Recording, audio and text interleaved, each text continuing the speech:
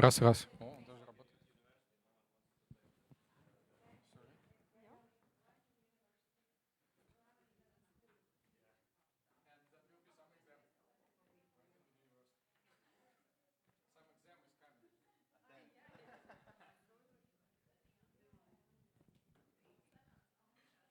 Ciao. So great to see you. We'll have a chance to chat.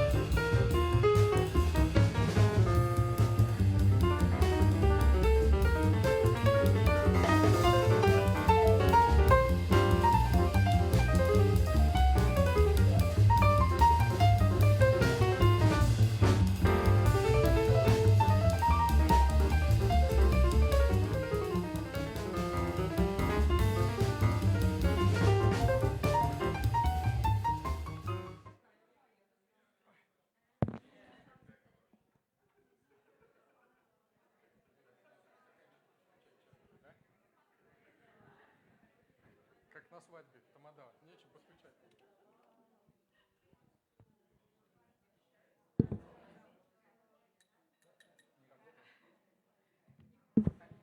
May we have your attention, please? Thank you.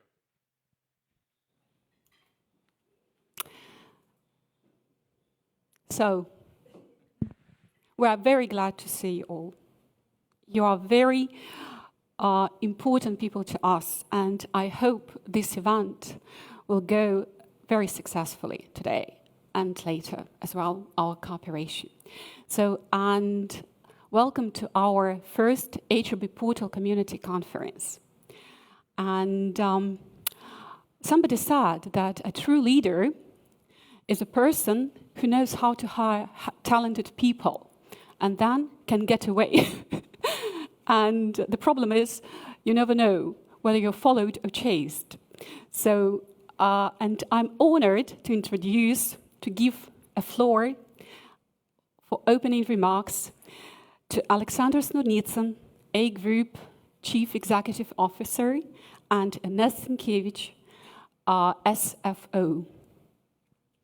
Good morning. It's so official. Good morning, ladies and gentlemen. I was told that I need to use a microphone, but I guess... Okay. Anyhow, really good morning, and really glad to see all of you here today. I know how difficult it is nowadays in our busy lives to dedicate the whole day to get together and talk about something. So a special kudos to those of you who managed to come from different cities and different countries. So you are my heroes. I just cannot imagine waking up at 5 or 6. I know that some wake up at 4, but that's mostly impossible for me. So we are here to run first of a kind HRB Portal Community Conference. And I'd like to draw your attention that it's not a group conference, it's a HRB Portal Community Conference. So the whole idea behind is that everybody of us are so busy, we are so involved in different aspects of people management in either our own companies or companies of our customers. So we do a lot of very important stuff. We calculate payroll, we do time and attendance, we hire and sometimes even fire people. We keep eye on local legislations. So a lot of different and very challenging stuff with probably just one ultimate goal to create some competitive advantages for our company and overplay the competitors. And you know better than me that sometimes it's very intense and very challenging.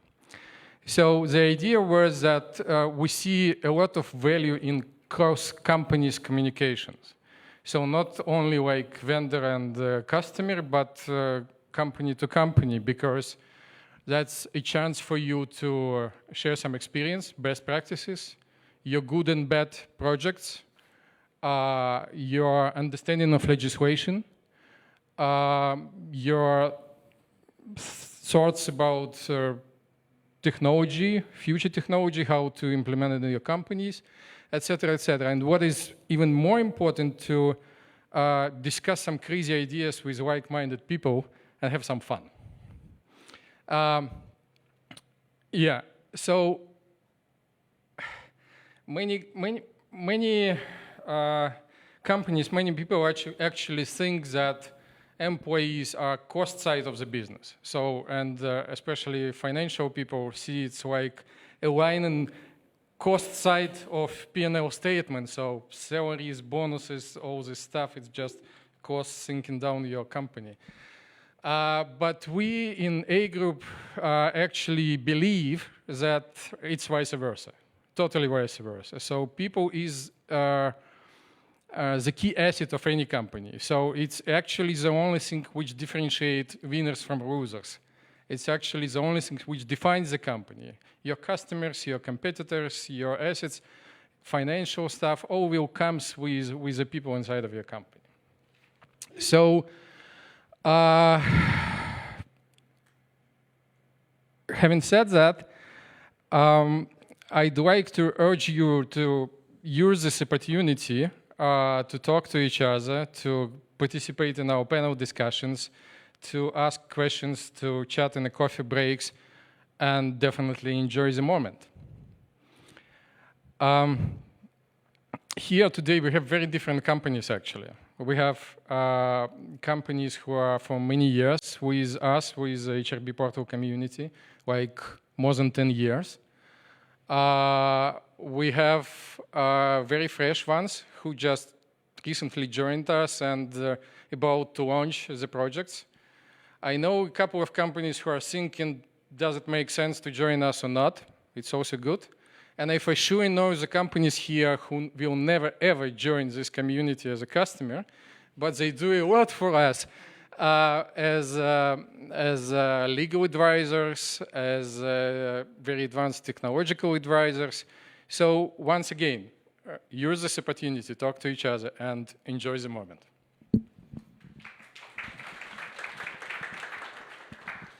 Yeah, Alexander already said all the good words, so I would just like to thank you for your finding the time to spend it with us today. And although it's a business day, I hope you will enjoy the content, but most important of all, enjoy whole event and participate. Yep, thanks. Good, so we can start. Yes, and what is behind a plan and a goal, which includes steps and milestones? Perhaps it's a roadmap. So let me give a floor to Alexander Koshinov, Yes, A Group STO. Hi guys. Oh, I'm working. Thank you.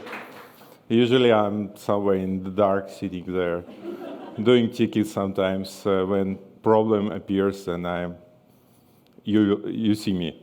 If something very bad happens, I'm here to help. This is hilarious. I mean, Sasha probably Lenin, Yura seems like Marx, and I'm Engels. Thank you for this. Okay, let's go to business. I think this will work for me. Okay. Well, about what we are up to. So our company growing, our research and development team is growing, so I'm leading this. We have a lot of challenges. We did a lot of very great stuff, we think, and we are like where we are at the moment. So, and we are happy to see so many faces here, and thank you for spending next 50 minutes with me.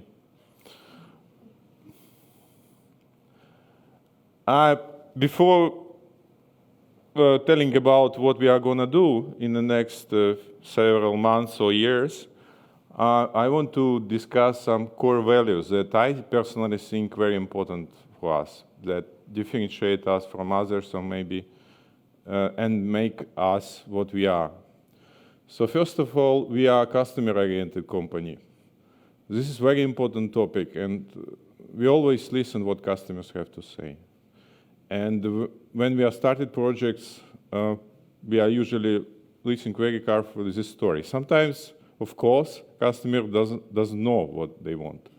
They know it in general, but when you're going to details, they didn't really thought about it through, because, yeah, it happens like that. And we are trying to help them with understanding what they really want. This is like our goal when we are implementing and then supporting our solution. Second, we are not selling software, and we are not even selling services. We are partners. So when you buy our solution, it's like a marriage. We want this marriage to be happy. We don't want to invest so much in the wedding, spending fortune, and split in 1 year, because we understood that was a huge mistake. It's not good for our customers. It's waste of time and money for us. So that's why we are this is analysis phase that we usually do in the beginning of the project is very important. And we are doing with you digital transformation. This is buzzword, but it's very good reflection of what we are trying to achieve. So we are part of your digital transformation journey. So you are buying us because you are big customers usually for our markets, okay? And IT landscape in your company is very, very complex. So this is only one small, important piece in your puzzle. So there is a front-end software where you run your business. There is a clock-in, clock-out systems, security system, Active Directory system, financial systems, analysis systems like data warehouses, business intelligence and stuff, and all that. In the core of it, there is our system at the back, because it's where information about your employees are. So all human-centric processes flow through our system. And that's why it's so important to understand all these puzzle pieces and put it in the right place, in the right way. So we are partners in this. We do nature of our product put in the way that you have to specify workflows immediately. When you have some function, like not in old 90s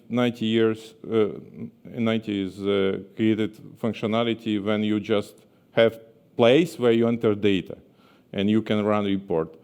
When you do something, usually you have to define workflow. It means that you think in the business processes. So that's why we are thinking in business processes. And when we are starting to implement, you are like a forced to analyze your business process. Sometimes you have to build it from scratch. Sometimes you have to transform it because, again, business process may start somewhere else. It can be in your, like a big HR system, like Workday, SAP, Cornerstone, and so on. It can be in your recruitment systems and then flow into HRB portal, then it goes somewhere into finance and so on and so on. That is why it's always important dealing with our software and with our company to think in these business process ideas. We think that we are experts in what we do. We hope so, at least in our markets. And we have a lot of experience, many years of experience doing stuff around HR and payroll. And sometimes it's funny because we just replacing payroll systems running for 10 years. And there is a parallel run between two systems. So we are comparing results and finding bugs. And customer says, okay, you have a bug in this calculation. We're saying, wait a minute, let's dig in. And appears they have calculated something for 10 years wrong. Yeah? Because it cannot be like it works for nine customers. It apparently something wrong in 10. Just probably vice versa. So we think we are experts. And we are focused. Okay, when we were teenagers, 10 years ago, we were looking our place in this world. We tried to find this balance, but now we are like adults in our business, and we think we understand what we are all about. And we think our customers understand who we are. So we are focused. So we are do basically mostly core HR and payroll. Of course, it depends. It can be some pieces of smart HR in the picture, but this is our core competence. And our markets are our core competence, Baltics and Poland. So it should be distributed workforce to make more value from our solution, from partnership with us. And it should be thousands of employees, at least hundreds of employees. So it makes sense to invest so much your time, valuable time into this, so it can pay off. Of course, there are different situations, but this is like a focus. Then let's do some math. This is we had interesting discussion about what is standard. Well, hard question. It depends. It's always when a customer asks me how other customers do, I always saying it depends, because you can do the same thing 100 different ways. You cannot judge which is better, because it's always at the end customer's call for us. Even we understand it maybe not the most efficient way, but we cannot judge because we are not in our customer's shoes at the end. So let's make a little mathematical calculations. So many of you know that our system is like a multi-layered. There are 3 important layers for us. One is like a core, where all main functionality are. Then is the localization support, so we support those guys. And this is like a separated, and we're proactively supporting that, all changes in legislations, in HR process and payroll. And there is a custom part where all customers are different. Let's imagine we have a split 1/3 in each place. Okay, so let's assume there are 100 functions in every such a layer. And for the customer, split would be 1/3, 1/3, 1/3. But if we multiply customization layer to number of customers, for a group, the split would be 8%, 8%, 84%. If there is 100 customers, the split will be 1%, 1%, 98%. So 98% of tickets will be custom for every customer for us. So we'll be overwhelmed with custom tickets flowing, and we should grow. It's like then another business. So it's like you going to customers and saying, okay, we want HR system, let's build it from scratch. We know what to do. And then you deal with what you have. We don't want it, you don't want it, because it's problematic to have it this way for you, for us. More problems, more possible bugs, more problems when you're changing it because it's very custom. So let's imagine another story. When we have only 10% of this customization side, you see that situation is getting better, much better, and for you and for us. For you, it's actually, it doesn't make much of the difference. You do what you have to do, and that's it, and it just works. This is like from a more custom solution, we are trying to get to a more standard solution in every aspect of our software and the services. But we cannot lose our core values. We cannot lose our customer-oriented aspect. This is very challenging path for us. So, okay, we understand that most probably in this part, we see after 3 implementation, we see that, yes, it's very common. We can do this. But something will stay custom because, for example, bonus calculation, it's totally different in you guys. But, for example, salary review is more or less the same.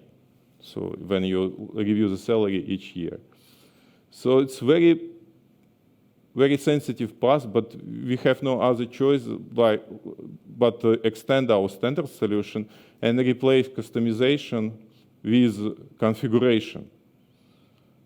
So, and we are, when we are like gathering requirements from our customers for some models, we understand, okay, we have enough information for this market, and can do it standard, and we do it standard. Even we have to invest more than just do it for you, for some customer. The second aspect for this year is we are going mobile. This is our strategic path. Of course, we have contractual obligation. We have to implement mobile for our customers. We are in big negotiation with our Polish partner about rolling out this solution for many, many employees. And yeah, it's 21st century. We have to deal with mobile world. We always have this mobile device in your pocket, in your purse. Of course, there are challenges because you're big guys, you have security protocols, you have corporate rules for the security. Then your employees brings their own device. It means that could be a problem, but that risk can be mitigated anyway. So anyway, we are going this direction. We will be mobile, and I think that we will invest more and more in this. Next step that we are gonna do, we will implement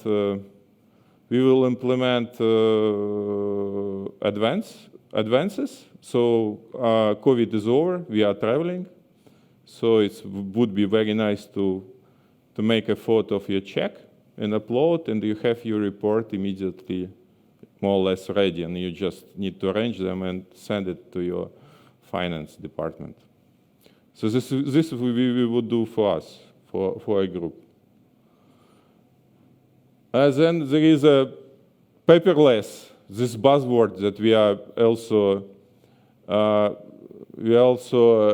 aware of, and we are going to implement digital signature and multi-factor authentication in our system, so you can sign the digital documents according to your law, and you don't need paper document for this. And that is our another goal for this year and the next year. We have a partner in this, actually two, and we will decide which one we will go with, depending on your requirements. Another big project for us is advanced workforce management. So we are thinking about skill set and station-based scheduling. So you have to schedule not just by manually, but system can help you automatically schedule in proper way when we have demand. And you know, in retail, this is very important for retail companies. So system can suggest you the correct schedule for your employees, taking into account their skills and their availabilities and preferences, how they want to work during weekdays, during the week, okay? This big theme, a separate one. And we are going to Poland. Yes, we are in Poland for many years, and we have a lot of business there, and we have a partner calculating salary of 400,000 employees there. But we are going as a group. We have presentations there, but we are going with a portal solution. We are adding payroll calculation engine by Polish law in the portal. We are finalizing time and attendance model in portal, and we are offering portal-only solution in Poland this year, and this will be part of our common solution because we have customers with old legacy systems there mostly. Oh, thank you. That was short overview what we are trying to achieve. Any questions? Sasha, I would like you to stay here because maybe some colleagues can have questions or maybe some remarks. I know that some of you are already waiting for the mobile app and some of you already using this very complex time and attendance solution. Maybe some questions. Comments? Can you give more details about advanced workforce management? What companies could use that? Advanced workforce management. Yeah, it's for retail companies mostly. It's our initiative. Okay, we have some pieces of it. I don't know if I can call. Pranga using this floor planning, so they use station idea. So you have stations, yes, and someone is working in a women department, some child department, and they have to like fill in all the boxes. So you have enough people in every department on every peak time, yes. What we are trying to add, we have they know their demand. They know that in Christmas will be like a grow and all these peaks are known. We can gather this information and use big data analysis and use artificial intelligence to predict, okay?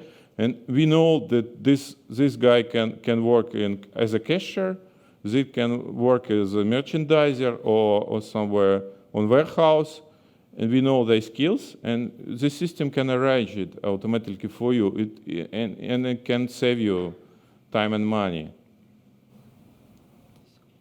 Let me help you. Yeah. We just love this topic because, yeah. The good example would be indeed retail companies. So majority of retail companies are very good in prediction of demand. So they know what time of the day customer will come and how many of them. So the problem is how to staff your shop based on this demand curve in a most optimal way.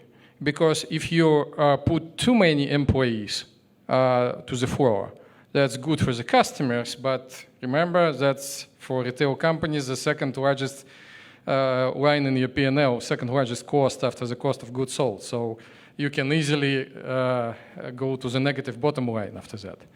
But if you put not enough resources to the floor, there is a big chance that you will have a lost sales. So customer will be angry, don't want to stay in line, they will quit and shop in a different shop.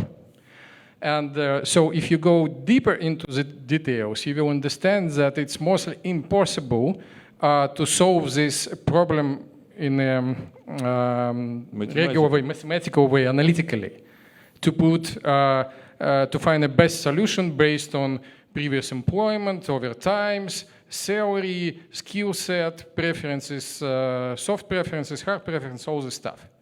But there are some algorithms based on artificial intelligence stuff which could help you a lot. So I don't know if we have here, should have the representative from Deloitte and Touche. It's, again, not a secret.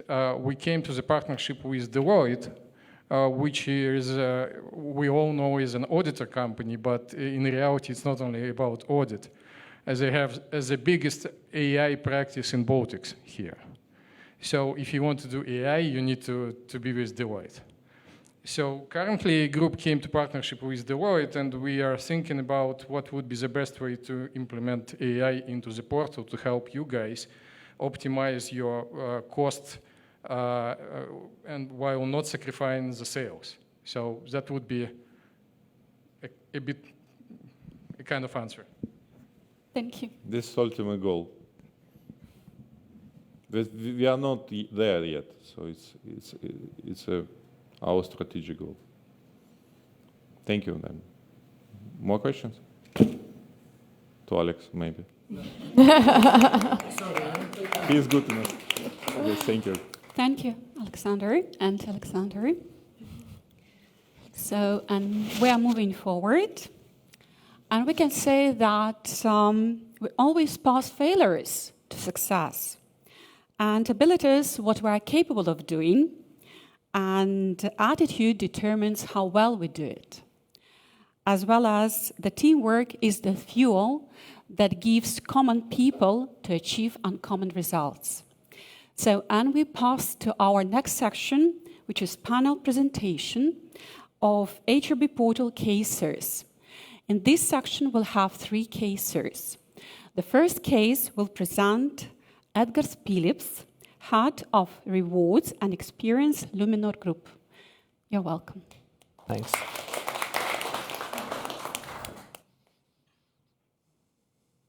Cool. Hi, everyone. It is so strange to be in front of real people. I'm so used to see you all, or part of you, through Teams, chat. Sometimes I even laugh that I haven't met my colleagues like for 2 years, and you know, hi there, happy to see you again. For example, with one of my colleagues, you know, we done through this whole project, and then we like met after 2 years in live, even with our colleagues, not even with A group. So yes. That's why I want to first of all say thank you to A Group for making this event, not only to meet you, but also to you know, have this moment of presence and have this moment of bit of celebration that we can do it. We can overcome a lot of challenges, and we can move forward with whatever it comes to us. So thank you to all of you being here. So yes, as Alexander said, this is kind of a marriage. So this will be a story of marriage. And here I understand that you have multiple marriages, and we accept it. Because we also gain from it. You know, you have this experience with other marriages, and then you know, bring it also to us. So yes, this is a story, a bit of a love story. Before I start, I need to show some slides, because you know, you have seen Luminor, but sometimes you don't know what is Luminor, and some figures and so on. So first of all, very serious figures now, yeah. But I don't want to go through all these billions and percentages and ratios and so on.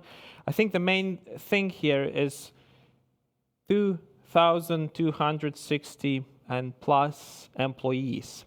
Pan-Baltic, 3 countries, 3 legal environments.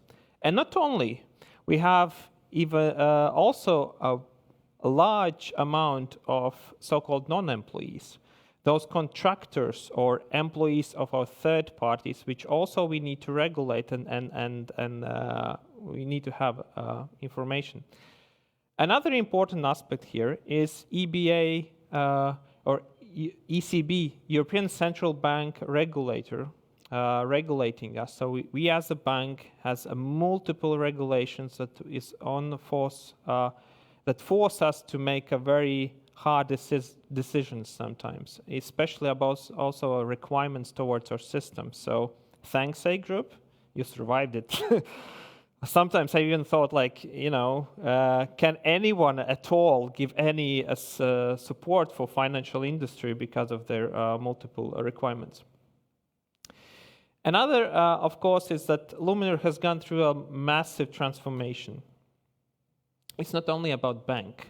It's not a story about 2 banks. It's actually a story about 6 banks. 6 banks, so 3 countries, 2 banks in each of a country, joining forces. There are 6 different internet banks which we needed to make as one. Our digital landscape was so much in transformation during the last years. So why I'm telling about this in regards to HR? So HR is no different.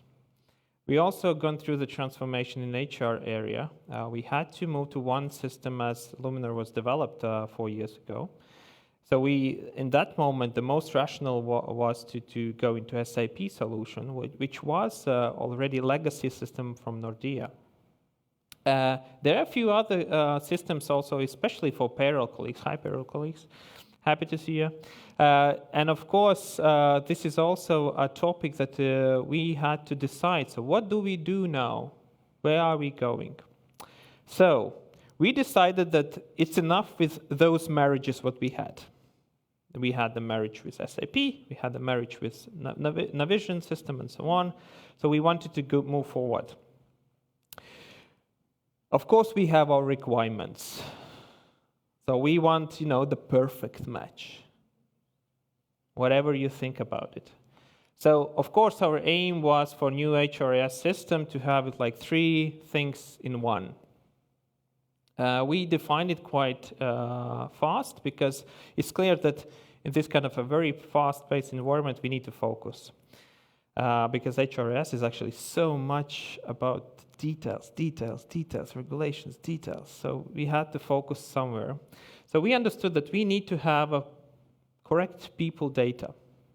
Absolutely must, within this GDPR environment, when everyone needs to know what kind of data you have, until what date, and so on. So we need that information correct on time.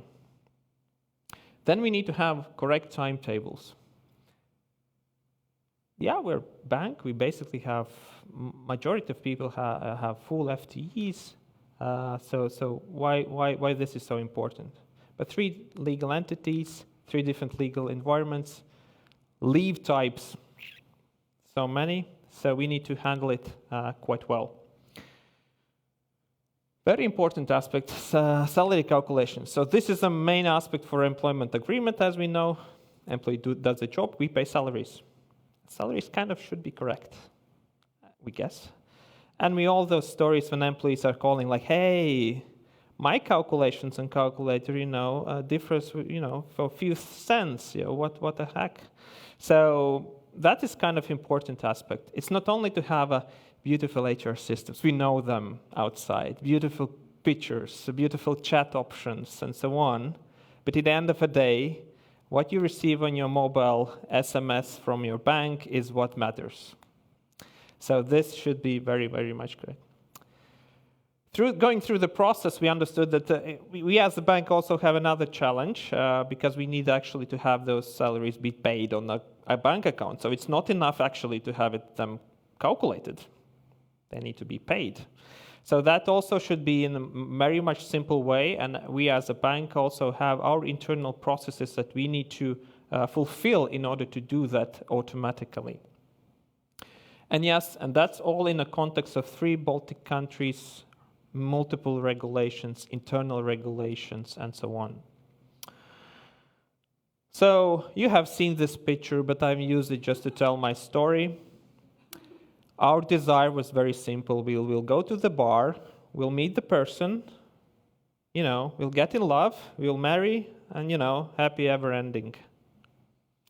And that's the same for this kind of story. We'll do the procurement. We have our best vendor.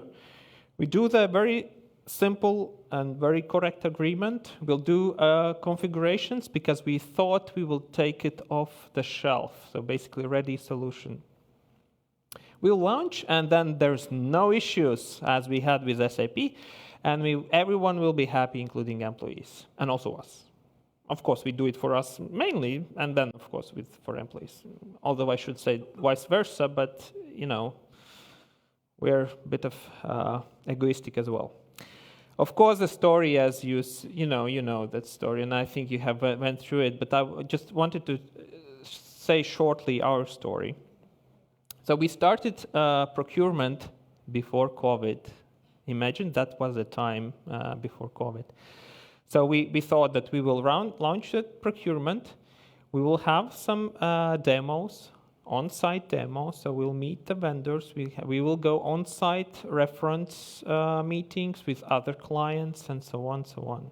And then, of course, like March, and everything is different. We did our procurement. To be honest, we didn't thought that A Group will be on the top list.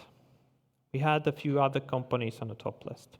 But I think one of the key aspects why A Group got on the top list was two things. One, Baltic appearance and knowing on the Baltic markets and these kind of legal environments, which is basically a must-have. Another thing is ability to configure in a way that we need in this complex environment. And as you know, there is a, Facebook-alike of HR systems, which we, love to see in multiple blogs and read about them, but I believe that functionality is still a core. So everything goes smoothly. We even did it, through Teams. So we had to trust potential vendors through the meeting through Teams in the environment when we previously have only met, and actually that is something new for us. The next is, of course, we started our procurement with only HR part because payroll wanted to do a different procurement in a different environment. And that was the moment when we understood hey, that was also a proposal for A Group, we actually can do payroll. And why not to investigate this area? This a bit extended our timeline. This also added some complexity within internal approvals. Because it's not like that, we choose this company and let's do it. There are some investigation, IT security, all the configurations, IT landscape, business analysis landscape, and so on. So you name it, all of that stuff. But these were first challenges. We actually we thought that we will launch the new system. Yes, I'm so naive. To launch it in 2020, October, November. On that date, we didn't even have internal approval yet. So it takes time, it takes energy, and takes effort. Agreement, another. It was better, but still. Thanks to all of our regulations, and thanks also to energy of Ernest, we did agreement. It took time. It took energy, but I think we end up quite just on time before the 2021 to start the configuration process. Then this was totally unknown thing. Those who know what is FDS can understand. Those who don't know, this is functional design specifications, something like that. I didn't thought I have to imagine the system from Word document. But this is something that I do understand it's necessary because it is a core document which describes how we do things. This wasn't new for me. I don't know if Facebook has of the functional design this specification. Probably they have. I think they have. But for us, it was actually a huge challenge because we had to imagine, we had to describe and, go into this document. And this is massive document. I don't know, we end up 680 something pages, and of course you still work digitally. So you open it up, and multiple people are in this document. So it takes some time when it opens, and then you start to change things, and it doesn't do the thing, and and you get mad, and then you have to call in and already explain. And so it was kind of in one moment I thought, like, how long it will still take. I don't think we have a final version yet, to be honest. I think we still have 0.99 version, but we consider it as a final. So this was a long story, and still, and as life actually shows us, life is so rapidly changing that when we started, then even after half a year, we have already different views, different regulations, or different even requirements from management board. And this also, we need to be very flexible. Testing. I didn't thought testing is so important. I'm used to, download Excel and start using Excel, what to test. Okay, of course, this is a bit differently. It is a lot of differently. And here all best huge thanks to our payroll colleagues in all 3 Baltic countries. You did amazing job. I mean it. Like, HR stuff is peanuts. But in order to test payroll, HR's data should be correct, but to test that all the calculations is accordingly is, all respect to our payroll colleagues in this. As well as, I didn't thought that testing should be that kind of managed and also documented, so that we actually know that we have tested and we can validate that this actually works. And then, this final stage before a launch, and then when everything goes wrong, as you may guess, last testing, still something doesn't work. We have still untested things. We have to do the communication, data migration. Will we do parallel run with SAP or not? And these kind of things, and just pops on a table. And then we have like internal things. Then we have management board decision about vacation days change. Basically on the last week before the launch, and it's like what to do with that, and multiple things. And here I can just say, on regards to this whole process, we couldn't survive it without proper project management. And I would like to use this opportunity to say thanks to Ksenia. Because Ksenia was hired as external project manager for Luminor doing the HRB. And guess why she showed her experience to A Group as a potential also helping hand to A Group. So, but without this proper project manager, you couldn't do this, because it is a very huge scale in regards of this magnitude what Luminor had. But this is not only thing. Life goes on, and this is the same roller coaster. Hypercare is one thing. Next development's another thing. Changes in legislations and our thoughts about changes in benefits and so on. We'll still go through it, and that's okay. We acknowledge it. We have our lessons learned. A Group is very capable to do it. We just wish all the strengths and capabilities to be there and always help customers to overcome. And yes, so that's basically a story about Luminor journey with A Group. Very much, again, thanks to the whole A Group team, to Luminor team, and doing that all fully digitally. And yes, this is the first time we meet A Group colleagues face to face. Thanks. Any questions?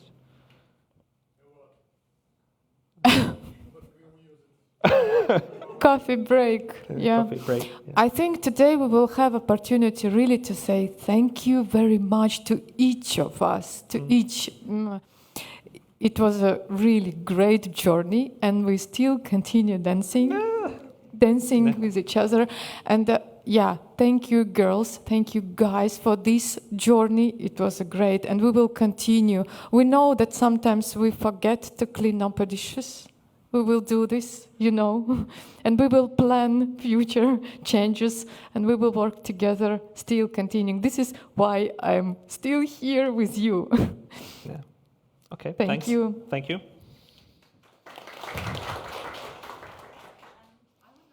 The floor to the second case, to Dalia Markaitite, Director Payroll, NASDAQ.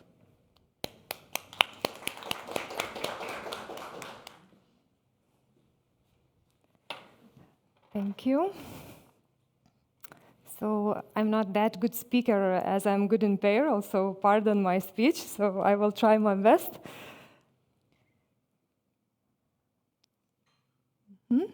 So myself, I am a payroll director for EMEA and APAC region at NASDAQ. However, today we will talk about Lithuanian site journey, how was it, and what experience we have.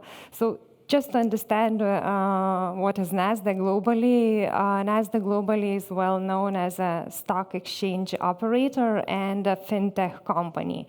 And globally, we are about over actually 5,000 employees based in Americas, EMEA, and APAC region. And in Lithuania, site is the second biggest in Europe. And in Lithuania, we are over 400 employees today already, 5 legal entities. We also have regulated entities like Luminor, so a little bit more complexity adding. We have over 75 employees who work on a different variable shifts, 24 hours and diverse shifts, and including nights and weekends and everything. Also, additionally, over 150 employees who are regularly reporting, either overtime or just working on SWT shifts.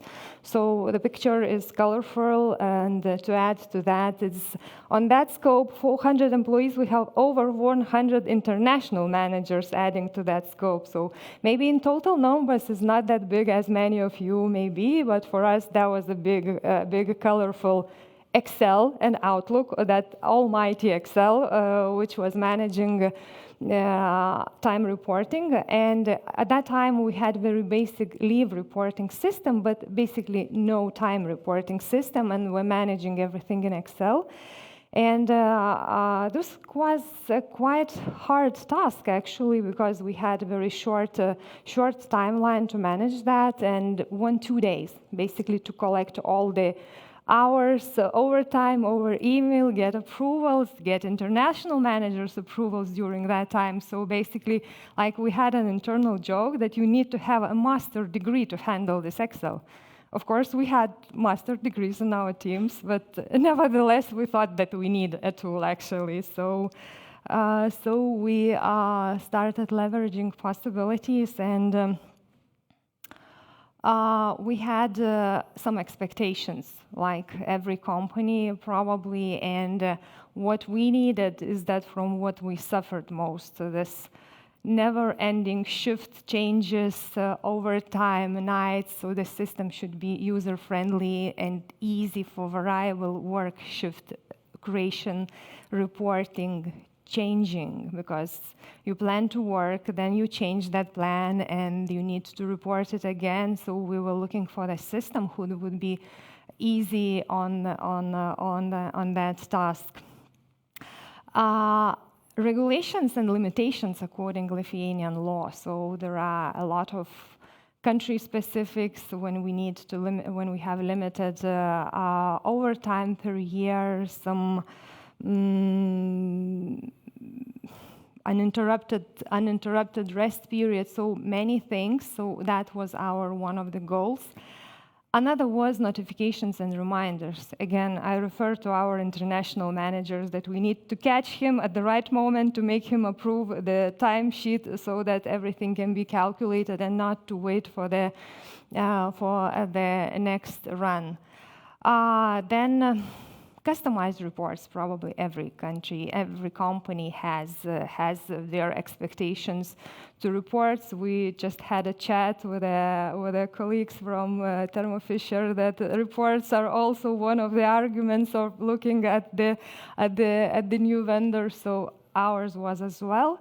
And then bilingual functionality. Of course, all functionality is in English due to our global phase. However, all automated orders, these are kind of printable orders, they should be in Lithuanian language. So whether it's a travel order or it's overtime or leave order, so we print them in printing system that in Lithuanian. And integration with corporate and state tools. About integration. So like our scope, as I mentioned, is time and leave management module only, meaning having all a group scope, we have only that piece, and it may look only.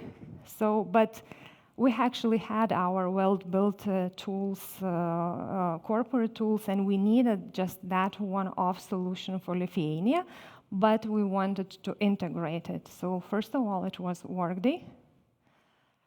Workday, as you know, master system for HR data, so we have all hires, terminations, position changes, manager changes, like everything what we actually need for time reporting. Concur, we use that for travel registration, so when an employee in Concur register their travel, so these dates flow to HRB portal, and employee can assign a request for the travel time compensation. Then Sodra, all well-known Sodra for sick leave import, so that probably was the easy part. And then single sign-on, so we have onboarded this to our Okta page, so HRB portal is onboarded.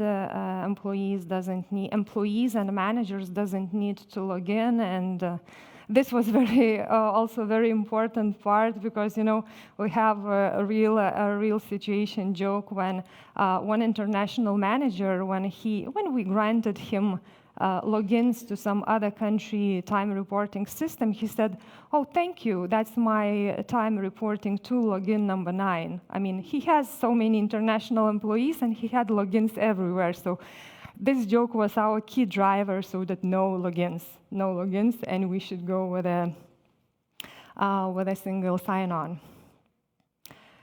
Challenges. I was asked to talk about challenges. So yes, we implemented one tool. Everyone was devoted. Us were devoted. A group was devoted, and of course we had challenges even with that one tool. So probably first was a balancing between written-in requirements gathering and what actually had in mind. So. We talk, we describe, but still there are spaces where there is a gap. And I can say that a group, method or methodology, how to gather requirements and describe these requirements, have this on paper, this is great. Really, for me, I would say I have this as an etalon working further with other companies implementing other tools. And when I see how vendor is describing requirements, I know where we land. I mean, this is an etalon how we did with a group because everything was just done perfectly. However, still there were gaps. I mean, we are people. We have different, when we read and what we have in mind, it's totally not connected at some point. Workday data integration. So it took longer than any of the parties expected. And another challenge was that it was quite complicated to onboard some specifics. So for example, employee in Lithuania may be for legal reasons hired in 2 legal entities. However, when we use Workday, since we use it globally, we don't have some country specific. So employees hired here in 1 entity with reality in 2. So we need to make this data flow and right away create alert so that payroll professionals could do that split manually in the tool. What else? What else? Maybe what to mention?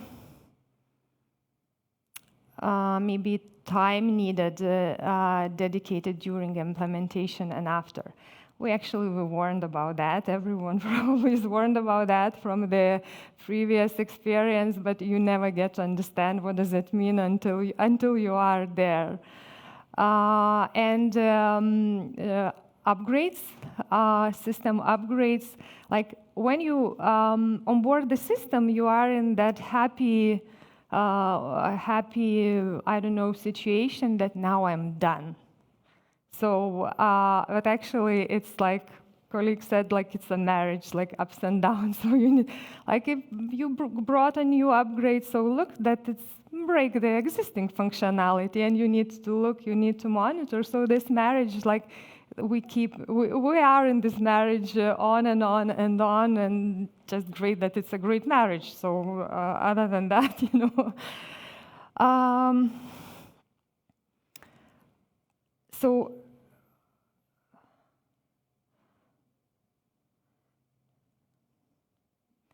probably after already some time, so we went live in 2020. It's 2 years already, and we may say that the tool is really great, really great. And since we have what to compare, we have other time reporting tools which we use globally. So this one is one of the best in what we have, and.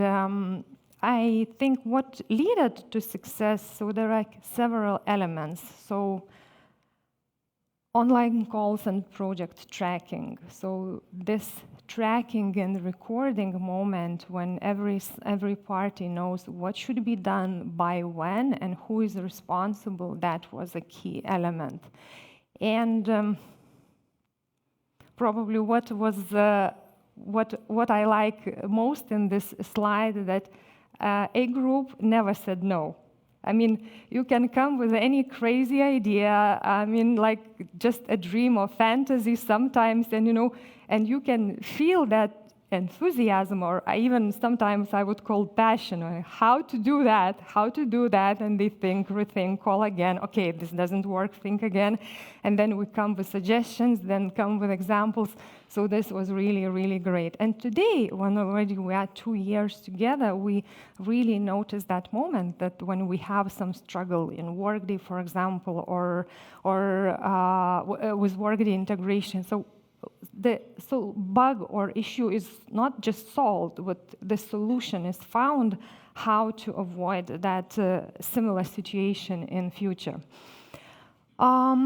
Assign tasks. So involve as many assign tasks and colleague involvement. Involve people around you. So they may know better than you do. So we, since we're working with integrations with Concur team, with single sign-on organizations, so we're actually leveraged help from many colleagues, and this involved them in this. Sometimes we call game, so they were excited to help and support, and then you get more knowledge than you can have in your limited organization. Braking system. So NASDAQ, we actually, when go live during UAT, we ran over 200 tests.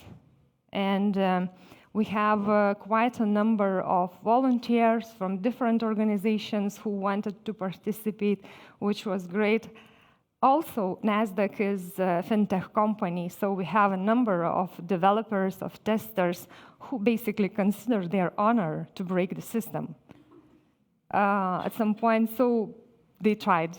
We may say they tried, but I don't remember anything from these 2 years back, so probably there was nothing much to tell. And talking about benefits, so I probably will keep to read you through this yourself. But just after 2 years, I can say that we achieved all the goals what we had initially, and achieved more what we planned initially. And they basically comply with these requirements what we raised at the beginning. For future clients or for fresh clients or for soon-to-be clients, what we can recommend. So communicate effectively. This is the very important part. Say what you want, repeat again, show example, and talk for that again if it makes sense, because there can be so many misunderstandings that you can't imagine. Monitor and track progress regularly. So we had, this was already mentioned, that we used to register all the tasks, all the bugs, and this was helping us for the future. Involve other teams and use relevant skill set, and invest time and dream big. So really invest your time.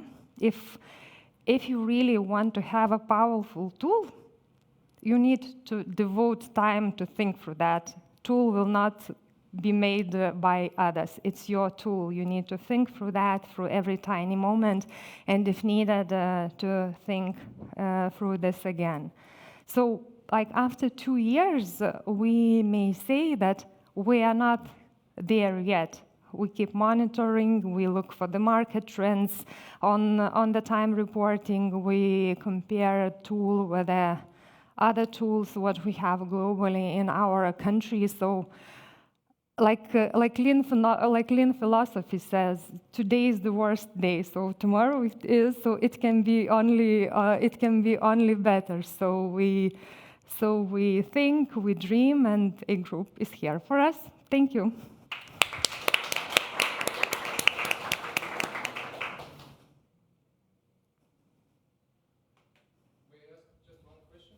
Yes, please.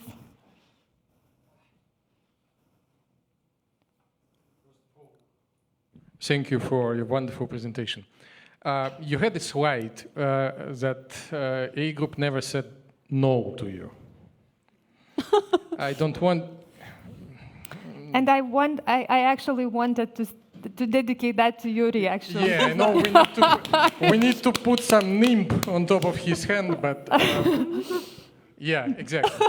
The question is, I'm trying to be serious and not to comment myself. Do you think that it's really a good idea, that it's a good case that A group never said no to you? Would it be beneficial for you as a customer if a vendor would say you that it's probably not the best idea from the very beginning, and not to waste your time and efforts demonstrating flexibility of the system and the ability to implement whatever you dream about? That's a great question, Alexander, and probably depends on which stage you would ever ask this question. I mean, like when we have gone through that and we landed on that these ideas were captured and implemented and we ended up in a great result.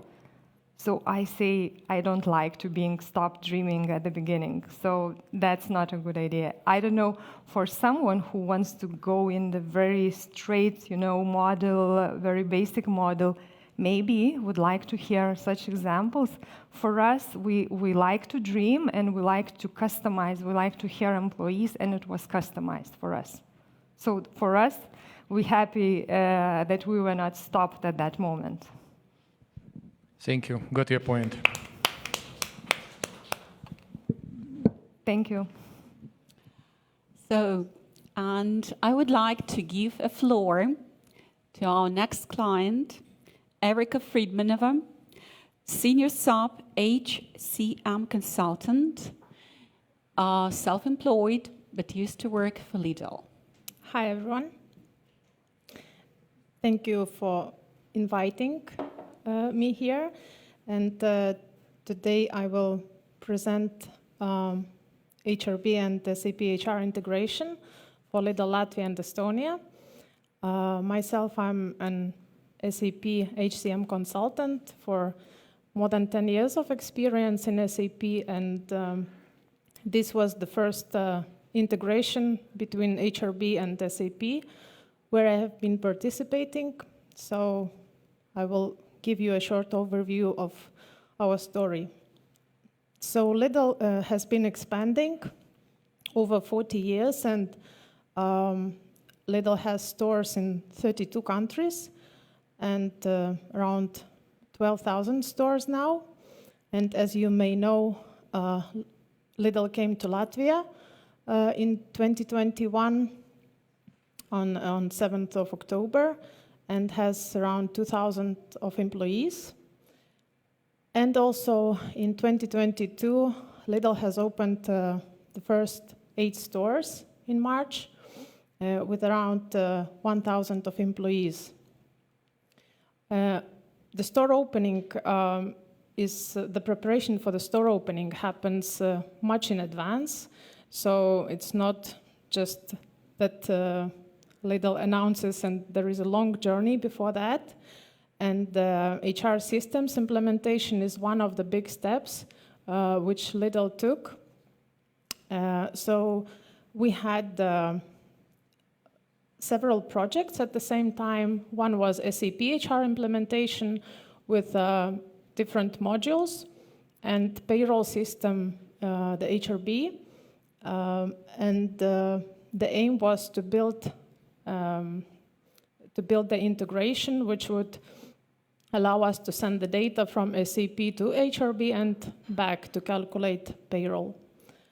Our project has started in 2018, and we went live in April 2020. Even though the project is over, we still have many activities and change requests and bug fixing still ongoing. But that was the main scope of the project, which was implemented at that time.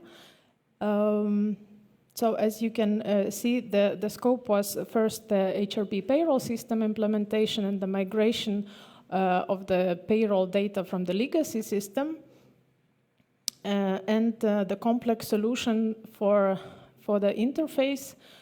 We have been sending master data from SAP to HRB, also the time evaluation result, because SAP was doing all the calculation of the clockings, of the absences and attendances.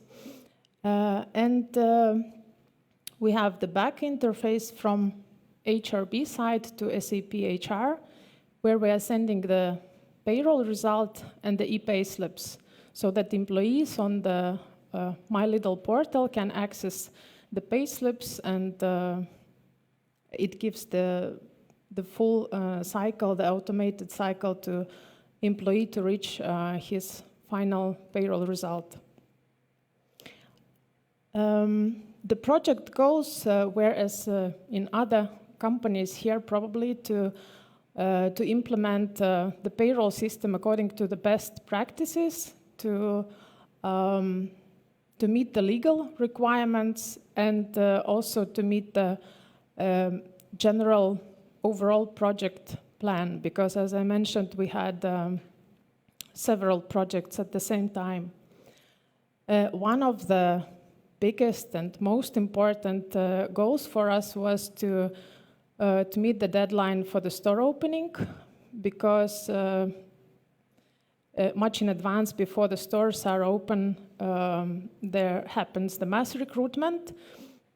So all the employees start getting the salary and are clocking and are getting all the calculations much in advance. So that was the very, let's say, last point when all the systems had to be working.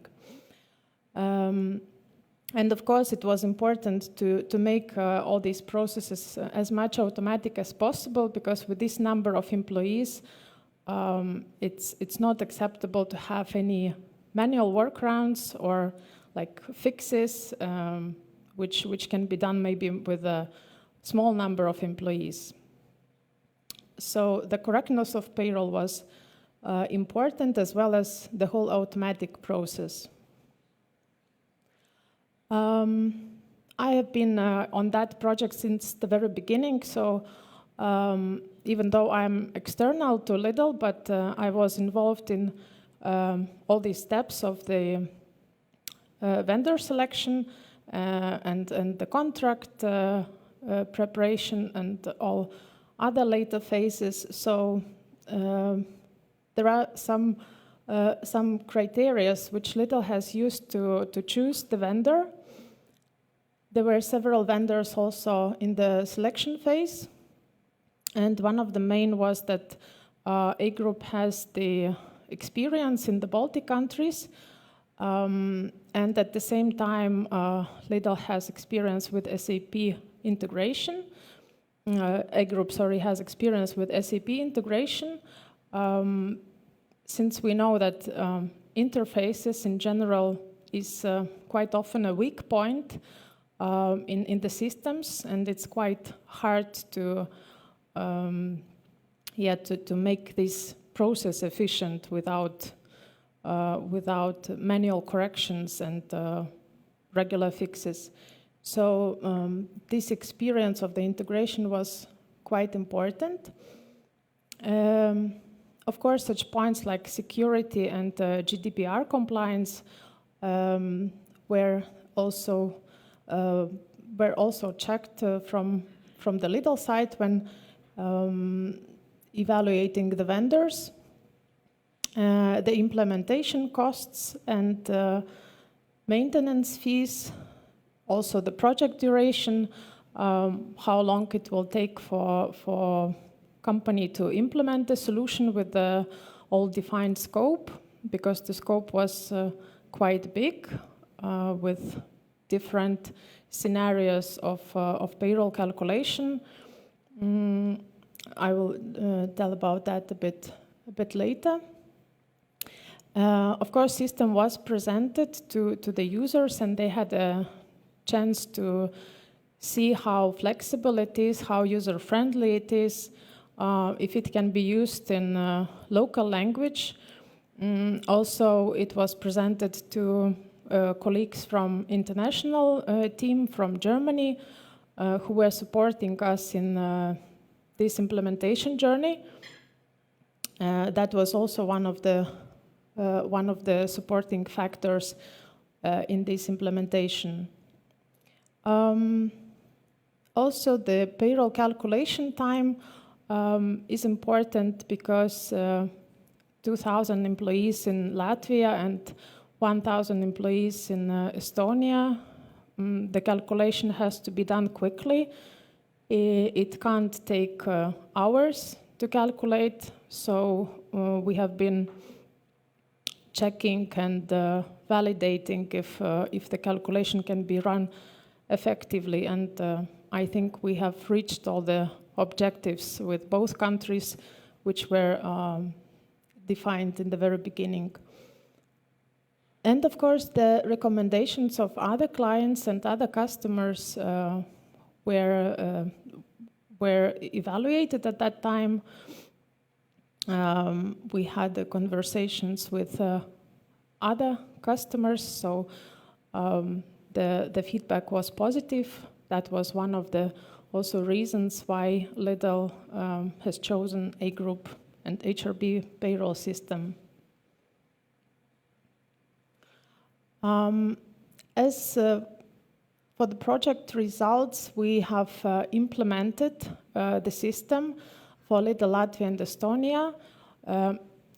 It was not that easy, of course, it was challenging. We had also some ups and downs in this journey. But overall, it was quite a big scope, and the complexity of payroll calculation was quite challenging. Also, I think for A group, but with the experience they have in the market and in these two countries, that allowed us to reach our objectives. The summarized and non-summarized working time scenarios, since Lidl has employees in the stores and in the warehouse, so there are different principles in the calculation. We have implemented the global assignment scenarios.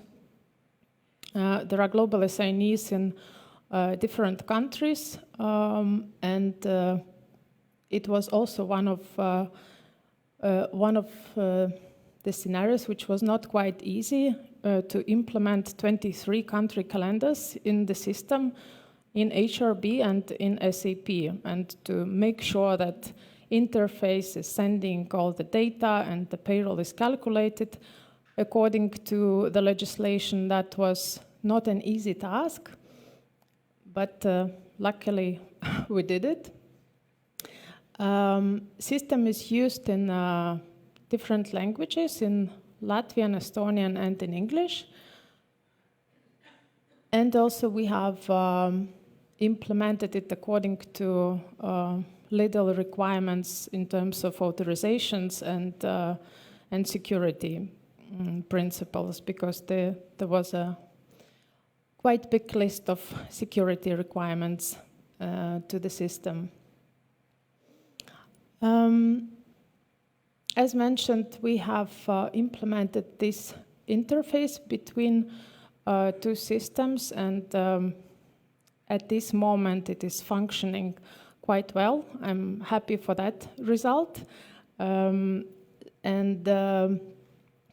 I hope that even with the future changes and with the new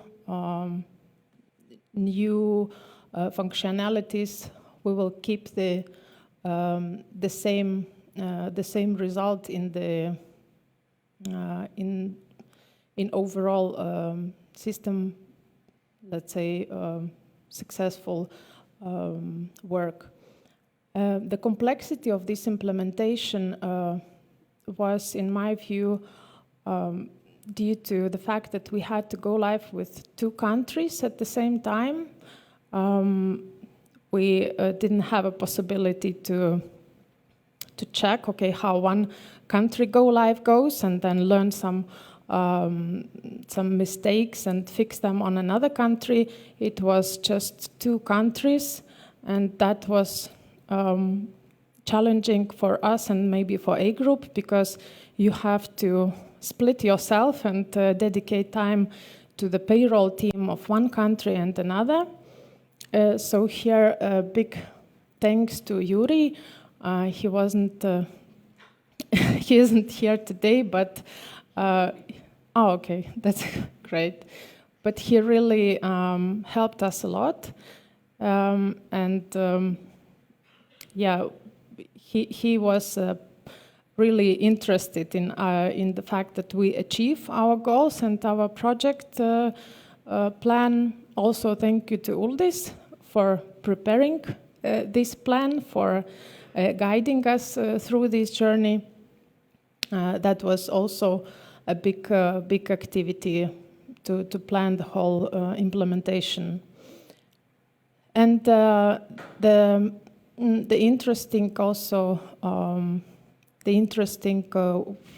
fact for us was that we did not expect that we will go live in these conditions of COVID, and we have been working hard. We have met A group, and we had the workshops, but we did not expect that the go live has to happen during the beginning of pandemic. So that was a bit challenging situation for us. But due to hard work of payroll teams of both countries, due to work of international team from Germany, and of course the A group support, it all helped us to implement the system, implement the integration, and have the result which we have achieved.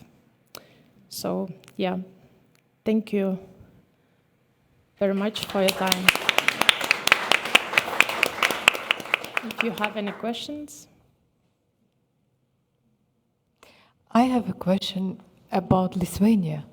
Do you have another solution for Lithuania? It's still SAP for HR and different solution for payroll in Lidl Lithuania.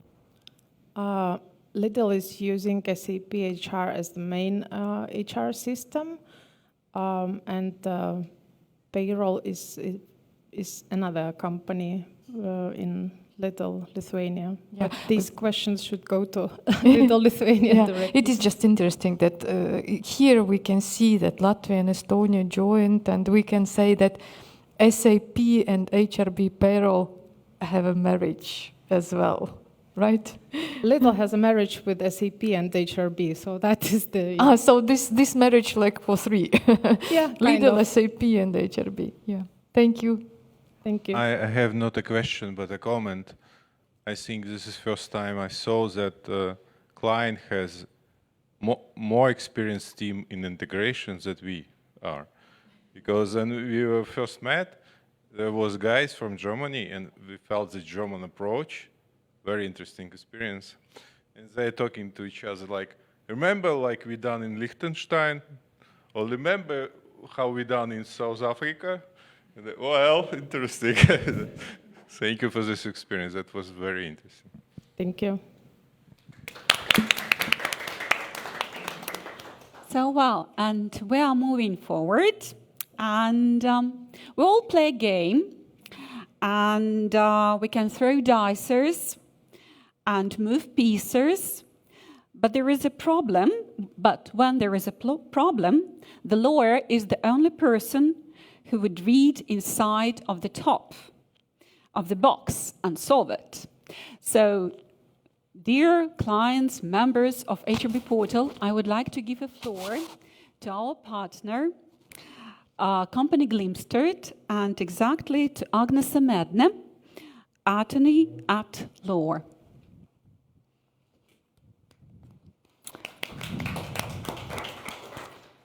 Hello, everybody. Now a very short time for lawyers before you can run into the lunch break. So I will be very short.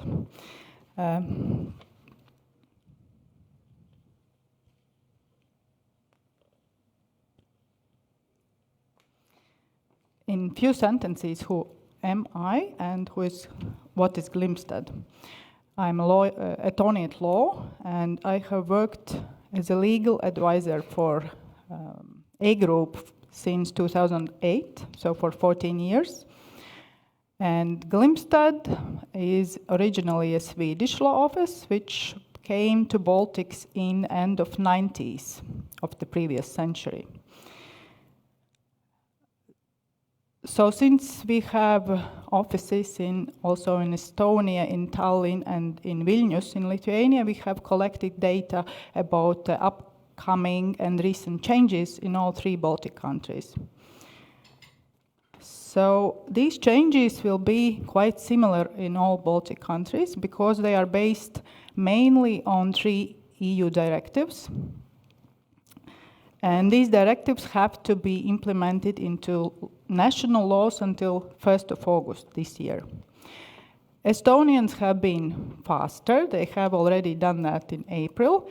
But in Lithuania and Latvia, this is in process, still in the parliament.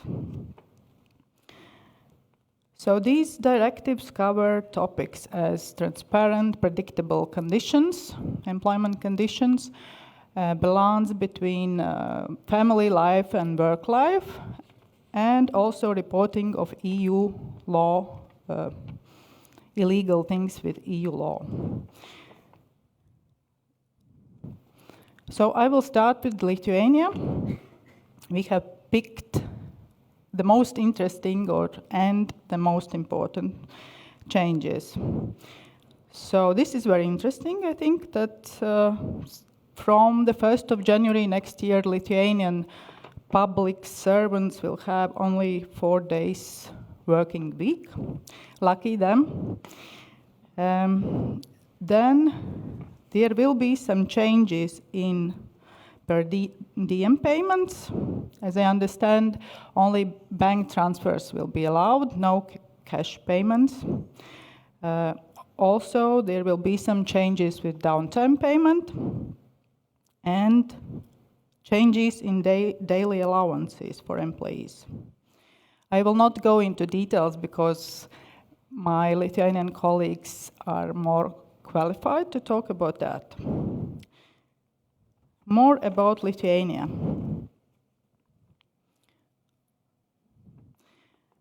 There will be more guarantees for employees in construction sector, and this will be similar in all three Baltic countries, meaning that main contractors will have responsibility now for paying salaries to employees in construction sector in case if the subcontractors or the direct employers of these employees will not pay. Then mobile work in Lithuania, as I understand now, they have some regulation that compensations have to be paid to employees in case of this mobile work, but this will be eliminated according to changes in employment law in Lithuania. And then in Lithuania, they will have more detailed regulation concerning prevention of violence and harassment at work. This regulation they have, of course, already, but it will be more detailed.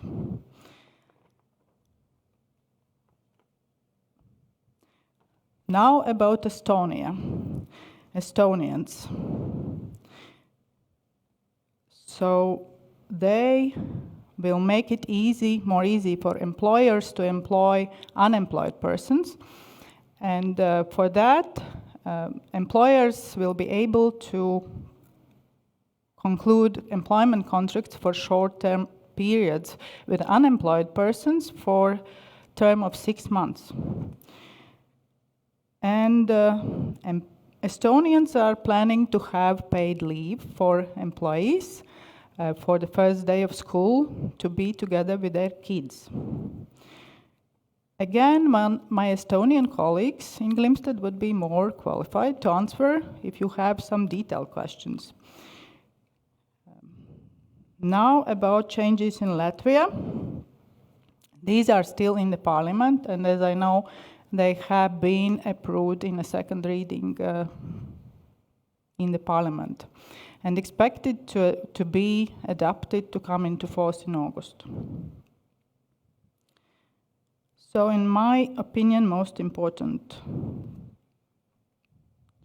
changes in Latvia will be connected to collective agreement because in order to encourage employers to start negotiations about collective agreement, now the law will provide that collective agreement can foresee conditions and terms for employees which are worse than the terms of law.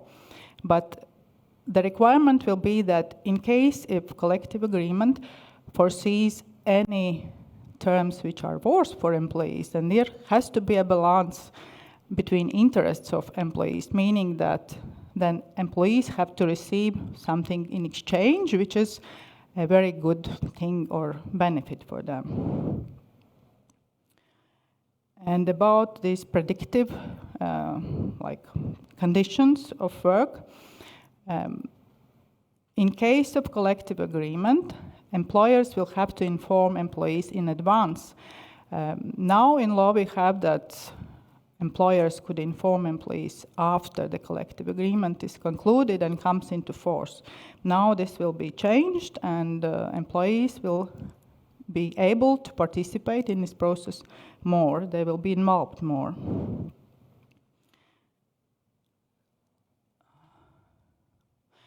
New thing in contracts now, as you know, that in the contract you have to specify the place of work or you can mention that employee can be employed at several different places. Now there will be a third option introduced, which will say that employee is allowed to pick the place of work himself or herself, which the idea is that we put importance more on the quality of work than to the place where this work is performed. More about Latvian changes.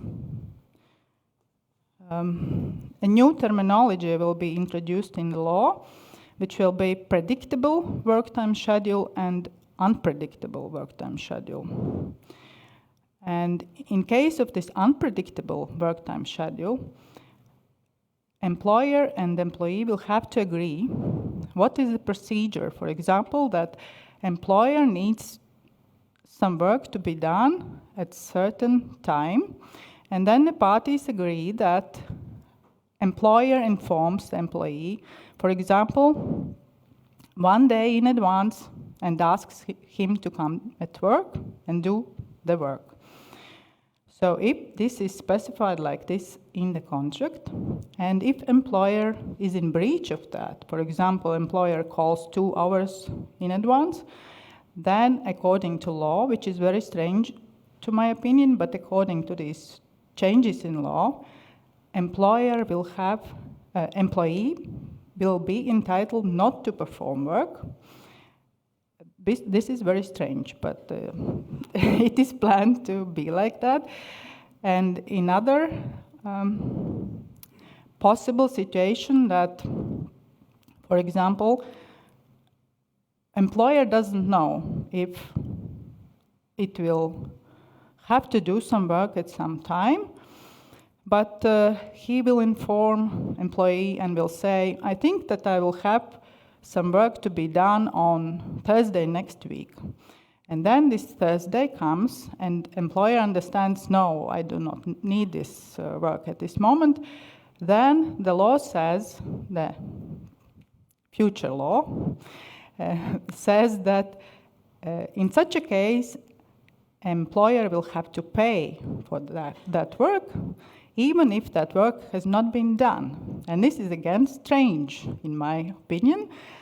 And for that, I think that in practice, if this law will come into force, that in practice it will be very used in rare situations, because it will be too risky for employer to introduce this term unpredictable work time schedule.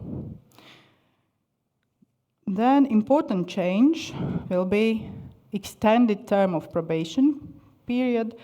This will be extended from 3 to 6 months, but only in case if the parties have agreed about that in a collective agreement. And a small thing, but I think important, in your case is that downtime hours will have to be accounted. Similarly, like work hours or overtime hours, etc. And some more changes in Latvian law connected to, in case of serious health problems of children or close family members, employees will be entitled to request employer to adjust working time, and also entitled to receive 5 days vacation, unpaid vacation, within 1 year. And if employee asks that, then employer has to answer about that in 1 month's time. And the last 2 changes I would like to say to you are connected to paternity leave. Paternity leave will be extended to 10 business days. Now it is 10 days, it will be 10 business days. And these 10 business days, they will be able to take out within 6 months time, which is also extended because now fathers could use that only within the first 2 months after the child is born. And a very important change in parental leave regulation will be that parents will be able to take out this parental leave in small installments, in several installments, and one installment cannot be shorter than 7 days. In my mind, these 7 days is very short, but the same is to encourage parents to return to work when they have kids. This is the aim, but I think that it will be very difficult for probably payroll people and to count these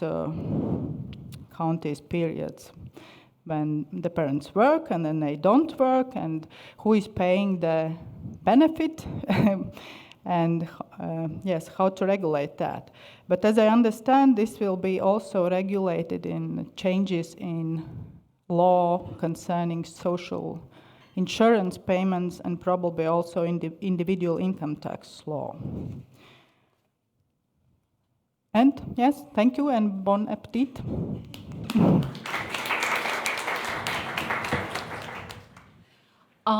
Thank you very much, but we've got some questions perhaps from the audience, and I would like the audience to ask questions since our partner is kind of available right now and could provide some competent consultation or answer to the question.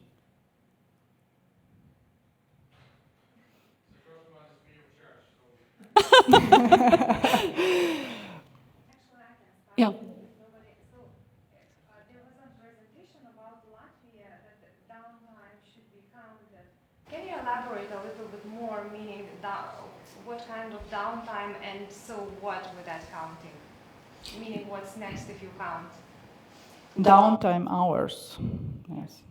But so if we didn't work full shift or in which context? as I understand, this is in context of COVID, because there are several changes connected to this experience in COVID time, when several businesses could not operate as they used to do, and also that several employees, more in public sector, they had to work overtime.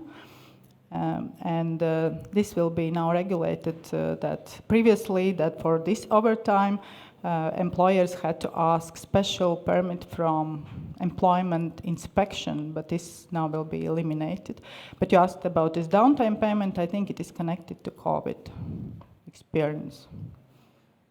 Preparing for the next autumn, probably.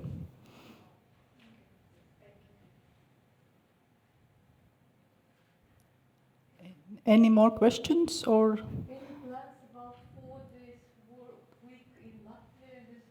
Only in the Spain, I see 4 days, but maybe some plans for other Baltic countries? I have not heard, no.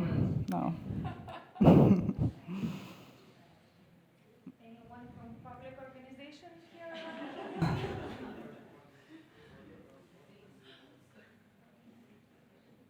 I've got the question. If you can return to the slide regarding Latvia. Yes, and one more concerning collective agreement. Collective, yes. Mm-hmm. So here it is said that collective agreement versus the rights of employees, yeah, by law. So can you just a bit more comment on that? Because maybe somebody hasn't understood precisely. Because when I was listening, from one side it was clear, but from another side it looks like possibly somehow misunderstanding. Yes, you're correct. A very good question. Because this is called, in legal terms, it's called like a general clause, which will have to be interpreted on case-by-case basis, depending on actual fact. For example, that employer wants to agree with employees that, I don't know if it's possible, but that they want to have 1 more hour in one day, 1 more working hour. And then employees will say, okay, we will think about that. Maybe we can agree on that, but then we want to have something else. For example, one more day of vacation added or vacation, something like that. That parties are bargaining, negotiating. And this change in law, it will enable and will make it more interesting for employers to try to agree collectively. Otherwise, if everything has to be anyway according to law, they cannot bargain, and there is no urge for negotiating about something. This is how I understand Could it be, that. for example, there could be some kind of exclusions or exceptions, I would say. Something that is written in the labor contract and something that could be added to the collective agreement and promoted. It is not about a collective agreement versus employment contract, but it is about employment law and some agreement which is worse to employees than the law says. So it is worse for employees, better for employer, but then employees have chance to agree on something else with the employer. It sounds very difficult, I agree. More vacation and for the 50 working hours per week. Yes, something like that. And if we speak about our Lithuanian colleagues, because we've got Anne from Lithuania and from Estonia, which kind of amendment or novelty to the contract or to the law could you point out which could be beneficial, at least to employers or maybe to employees, so that they can use them kind of handy knowledge in their work experience? In Lithuania specifically. In Lithuania. And which one? Can you just maybe draw attention to our employers? Maybe because something that is written is one case, but when you start explaining, you can see how you can use it. I don't know what I can use in Lithuania, but Okay. I think that this elimination of compensations in case of mobile work is very good, but this is very clearly then put in law and everybody understands that.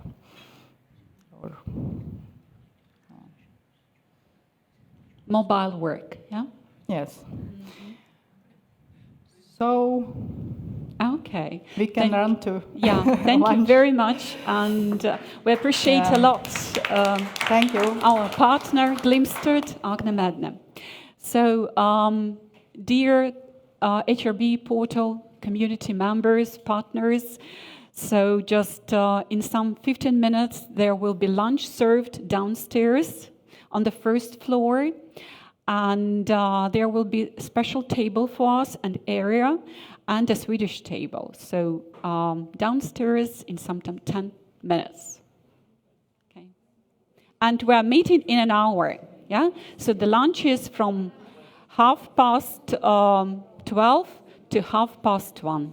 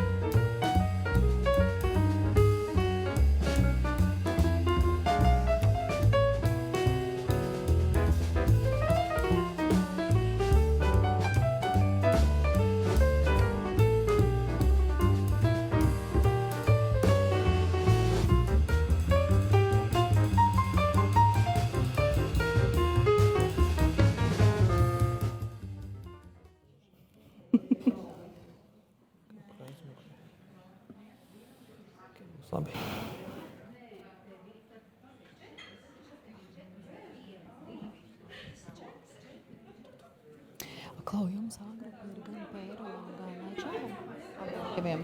Un tas self-service arī.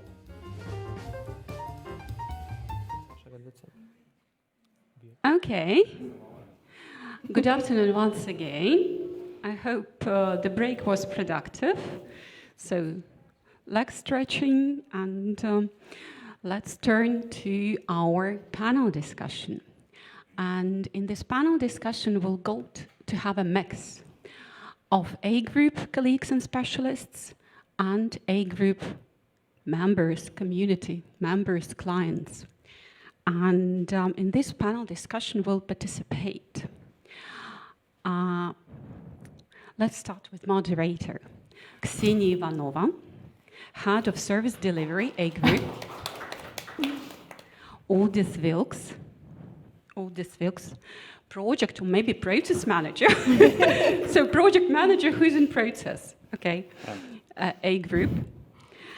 And then we've got Alexandra Anufrieva, Product Owner. You're welcome. And already you know from Luminor Bank, Edgar Phillips. Yeah. Mara Sokolova from Tampro. And Dalia from NASDAQ. So let's start our panel discussion. Yep. One, yeah. So this panel discussion about the project management, but maybe I will start with some retrospective what we did before this delicious lunch and these good desserts what we forgot. This previous part was about our roadmap in A Group, how we love our customers, how we work with the customers, how our Yuri probably talking with the customers and saying yes and do not say no. We discussed as well and know about the legislations in Estonia, Latvia, and Lithuania. And this, you know, for me, I remember only this 4 days week work. So this for me is very important, how we can get everything what we would like to do within these 4 days. This is very interesting stuff. Yeah, and this part of like after lunch, you know, we would like to have a more active moment, like a discussion and maybe some play games and talking about some details, how we live with our projects, how we live with our ongoing implementation of changes, how we work in the support and so on. And exactly this discussion we start with this project management from our A Group perspective and from our customer perspective. Yep.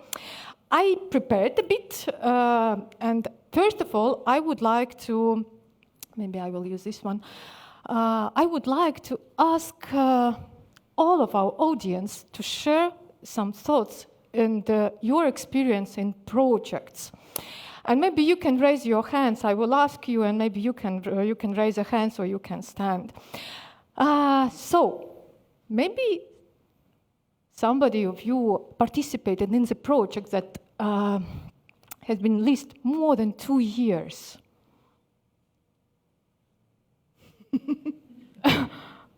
Yeah. So, yeah, so many people here. Yeah, this is long story, and sometimes we feel exhausted when we going so long way with this project, and this is challenging. And sometimes maybe we can have a very short project, less than 6 months. Have somebody participated in such a project that were finished during half a year? Yeah. Yeah, more. So we participated more in the project that less than 6 months. Then it is very interesting stuff. I've really been participating in the project that was cancelled, never finished. Aldis, you are with me? Oh my gosh.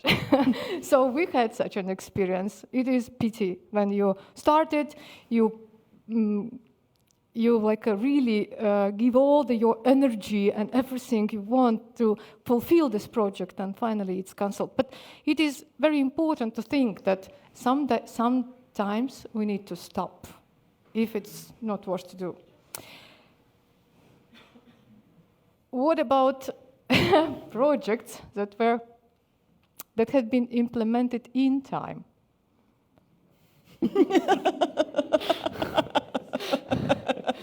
Yeah, Ilse. Good, good. Yeah, so, you know, in time, it is very challenging. And one more thing, what we can check, I just Googled a little bit about this fulfillment and how many projects worldwide were implemented in time. I will start with the smallest number, 29% of projects are finished in time. It is globally, so it's not so big number, and we need to understand and we need to be ready for delays. We need to be ready for some changes in the projects and also in our life. We need to be more flexible. Yeah, Ulde. This 29 is definitely not for IT projects. Probably it is for many others, but yeah, this is overall, globally, about the projects, about the fulfillment of the projects. Yeah, yeah. So this is a bit how we work within the project, and we share our thoughts, and maybe talking about the real situation. And many of our colleagues and partners said that we started or we finished project during the pandemic situation. It was really a huge change for all of us. We used to work to each other, feel each other, sit together, talking to each other, and then finally, not finally, but just in 2020, we had to change. And this changed our life. And therefore, I would like today to really have a discussion about the trends in project management, how this new norm changed our life and how it is impacting project management or projects at all. Whatever we implement, HRB portal or changes in organization or changes in legislation, this is somehow project management. And maybe you can share your thoughts about the trends. How do you think, what are the trends globally, and maybe in your life, maybe you already experienced this? I'll start. Okay, I'll start. Yeah, I can share, because the most painful topic for me was this hybrid work, which was mostly off the office. Me, not only as an employee, but also as a parent, found myself like in the mix of my roles. Because in the same place at home, I should be a parent, I should be a teacher, I should be an employee, and it's all in one time. So this was challenging, and still I can see that these trends are continuing, because as I can feel, and I already shared my feelings today with some of you, we have projects where just today I first time meet people offline. And this is trend, and this is our new reality, and seems it stays like it is for some time. For some time, or maybe even we just change our life and just make it hybrid and see the opportunities in this situation. Maybe some thoughts about how do you think, was it productive finally? Because in the beginning, disaster for everybody, disaster, just we couldn't understand what to do and how to manage. For me, it was difficult when I joined Luminor. It was absolutely online. I joined people, I saw them, not all, in teams, and this was like you do not feel your team, you do not feel your buddies, you like colleagues, partners, but you have to like communicate, you have to be productive somehow. But just some thoughts. We spent 2 years, totally 2 years at home, staying at home, and talking about the children, teaching, working. Sasha, how do you think? Was it like a... In the end, I think it's more positive than negative, and I can explain why. First of all, I learned how better to manage my time, to keep this work-life balance, because in the beginning it was like, okay, now I'm teacher, I'm making all the stuff with my kid. Now I am an employee, I'm doing my projects, I'm doing this, and then I found out that it's midnight already. There is no work-life balance. You just all time in front of your computer. So all this experience taught me, stop. Now you should stop. Now it's work time over. You will continue later. Second good thing that I think all of us can take, it's freedom. Freedom to work from different places, because mostly previously you was connected to your workplace and all this stuff, and this whole situation forced us to go to clouds, to join some documentation, to find new ways how to communicate, how to be effective, and this is also a good one. As a minus, I can consider that sometimes it was feeling that I'm standalone in the project. I don't know where is my team, what they're doing, where is the progress, and what's going on. But maybe I just thought I can switch it to pluses as well, because we teach how to manage all this stuff again. So again, prioritizing our stuff, I just found another trend about mental and physical health. Because when we just spend the time at work, we know that we are, for example, in the office from 9 till 6, and then after 6, you are with your family. But while you are staying at home, this not like borders, where this work starting and when it is finishing, and then you need to really to think about your mental health and physical health as well. But yeah, maybe, Edgars, maybe you can share. I know that during the project you become third time a father. So how was it like with third kids, with three children, managing all the stuff and also being still manager, owner of this big project, father, husband? I think it's for all of us bad. I think it's always a journey. So it takes some time to get acquainted with the situation, to flexible and so on. But I think it's not really about personal life. I think it was a huge change in our professional approaches. I absolutely love digital world. We have been working within Baltics through the digital world. I think that enabled us to be super efficient. All three Baltic, anytime call in, maybe only bad thing is too much calls. When the work will be done, we're just calling each other. But of course, this personal aspect is very much important. I do agree about the mental health problems that each of us can have in this, managing it all together. So how to blend that you survive and others survive, and that we don't become an issue for the project. And that's not easy. You have to deal with colleagues, you have to deal with yourself, you have to deal with the family a bit, with your dogs and cats and all others. That is important. But yeah, I think the digital world help us actually to make this project efficient. To be honest, that we made it happen within such a short time frame. I didn't told it in my presentation, but we actually managed to do it in 3 Baltic countries within 11 months. And I think it's a super fast pace.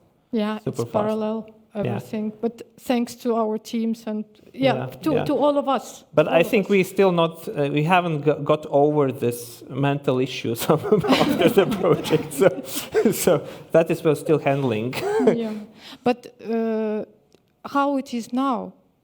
So do you still stay at home, or you just have this hybrid?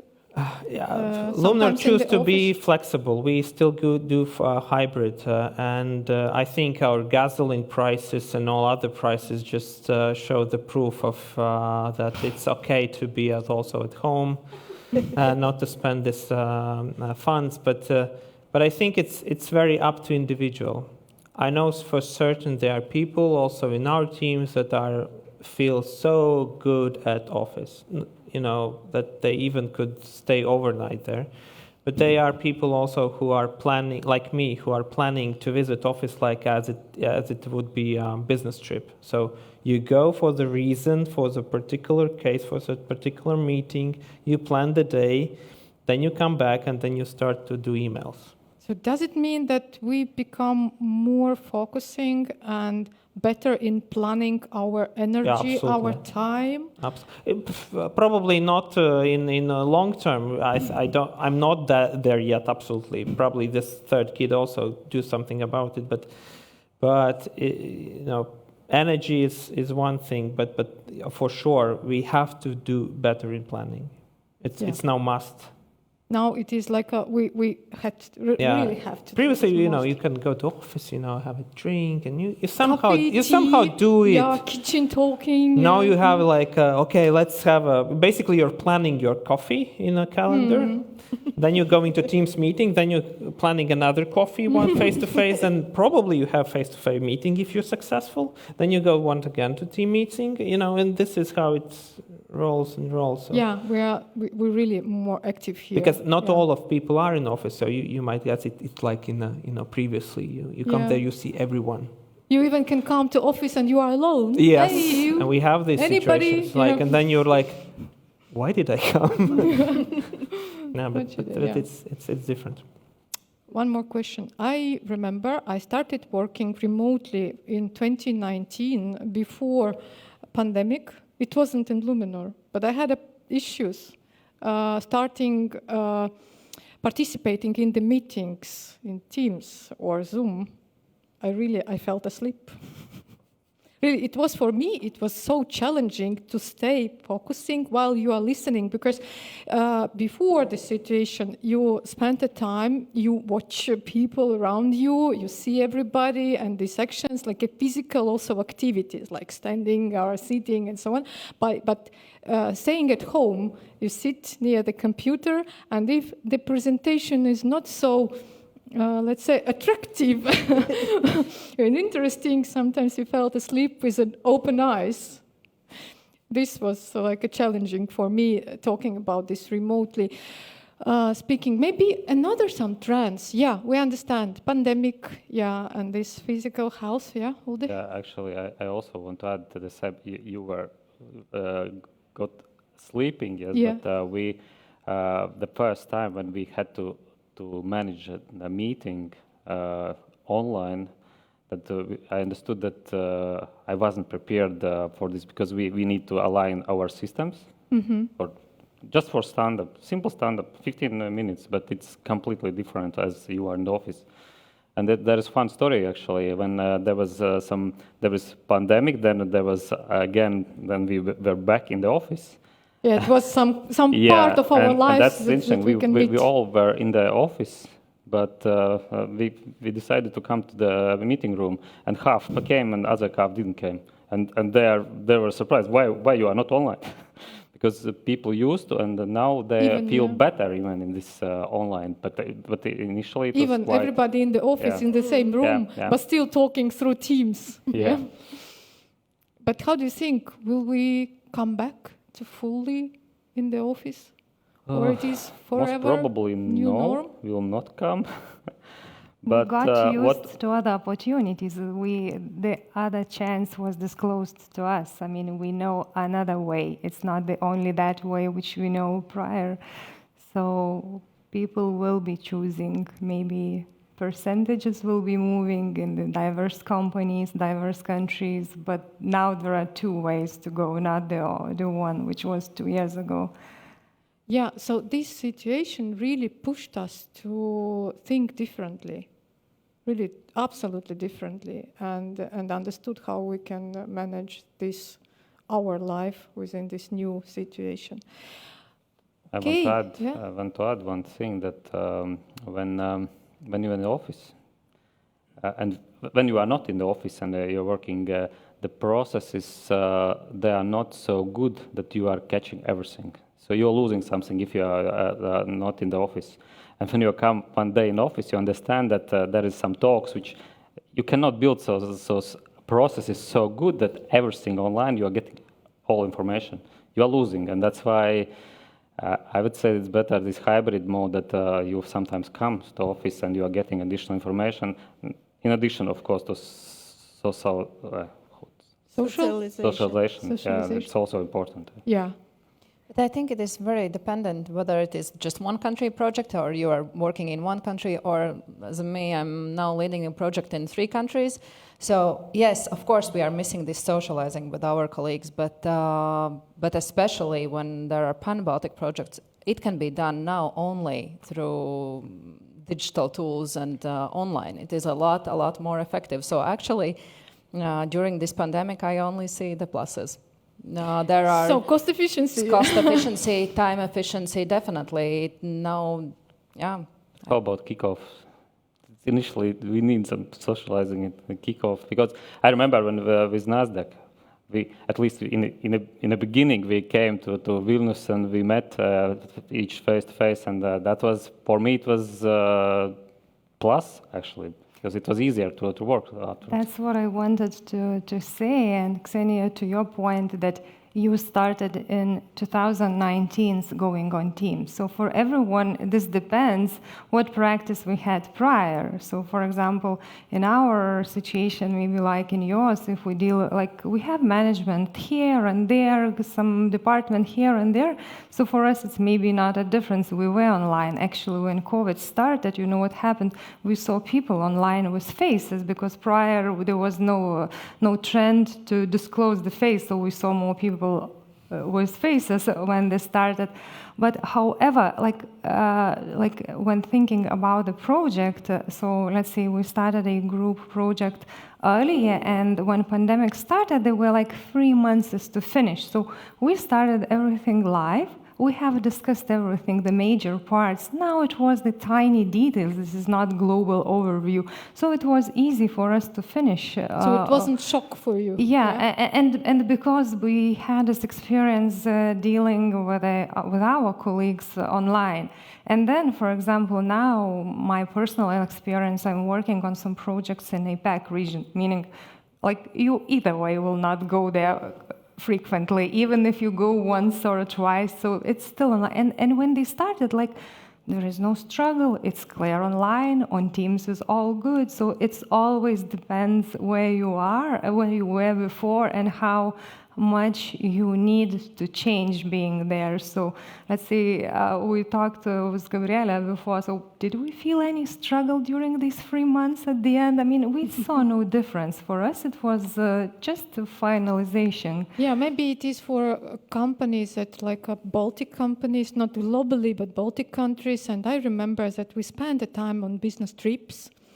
And now, again, it is a bit back, but like 2, 3, 5 years ago, we're really traveling a lot through that. So we if we want to meet our colleagues we are from Latvia, but we want to meet colleagues in Lithuania and Estonia, then we come all together and we spend money for the travels. I think it's really beneficially talking about this P&L part, yeah. Okay, yeah. And I want to continue because while Dalia talked, she pointed one important for me as former HR, we see faces. And for me, it was like when you meet on projects, on those meetings, you have some like hierarchy restrictions and so on. But when you meet online, all people are equal. And equally for each of them, cat can walk in front of camera. In each case, children can run and so on, so on. For me, it's also is a positive moment because everyone felt equal in this situation because we all stuck at home, we all struggling, and this people relationship in one way made itself better, I would say.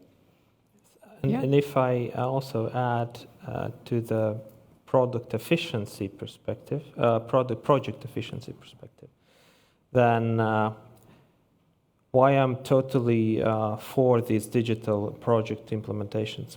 Meetings. If you do live meetings, imagine I'm imagine all of Luminor team now participating with payroll. There's HR part, payroll is like bored, like, oh my God, it's like when this, and then vice versa. Then it's like payroll part and like HR, like, oh. What do we have? Some efficiency elements is that you can switch on, off, you're in, out. You don't have to travel just because of these 15 minutes of joy.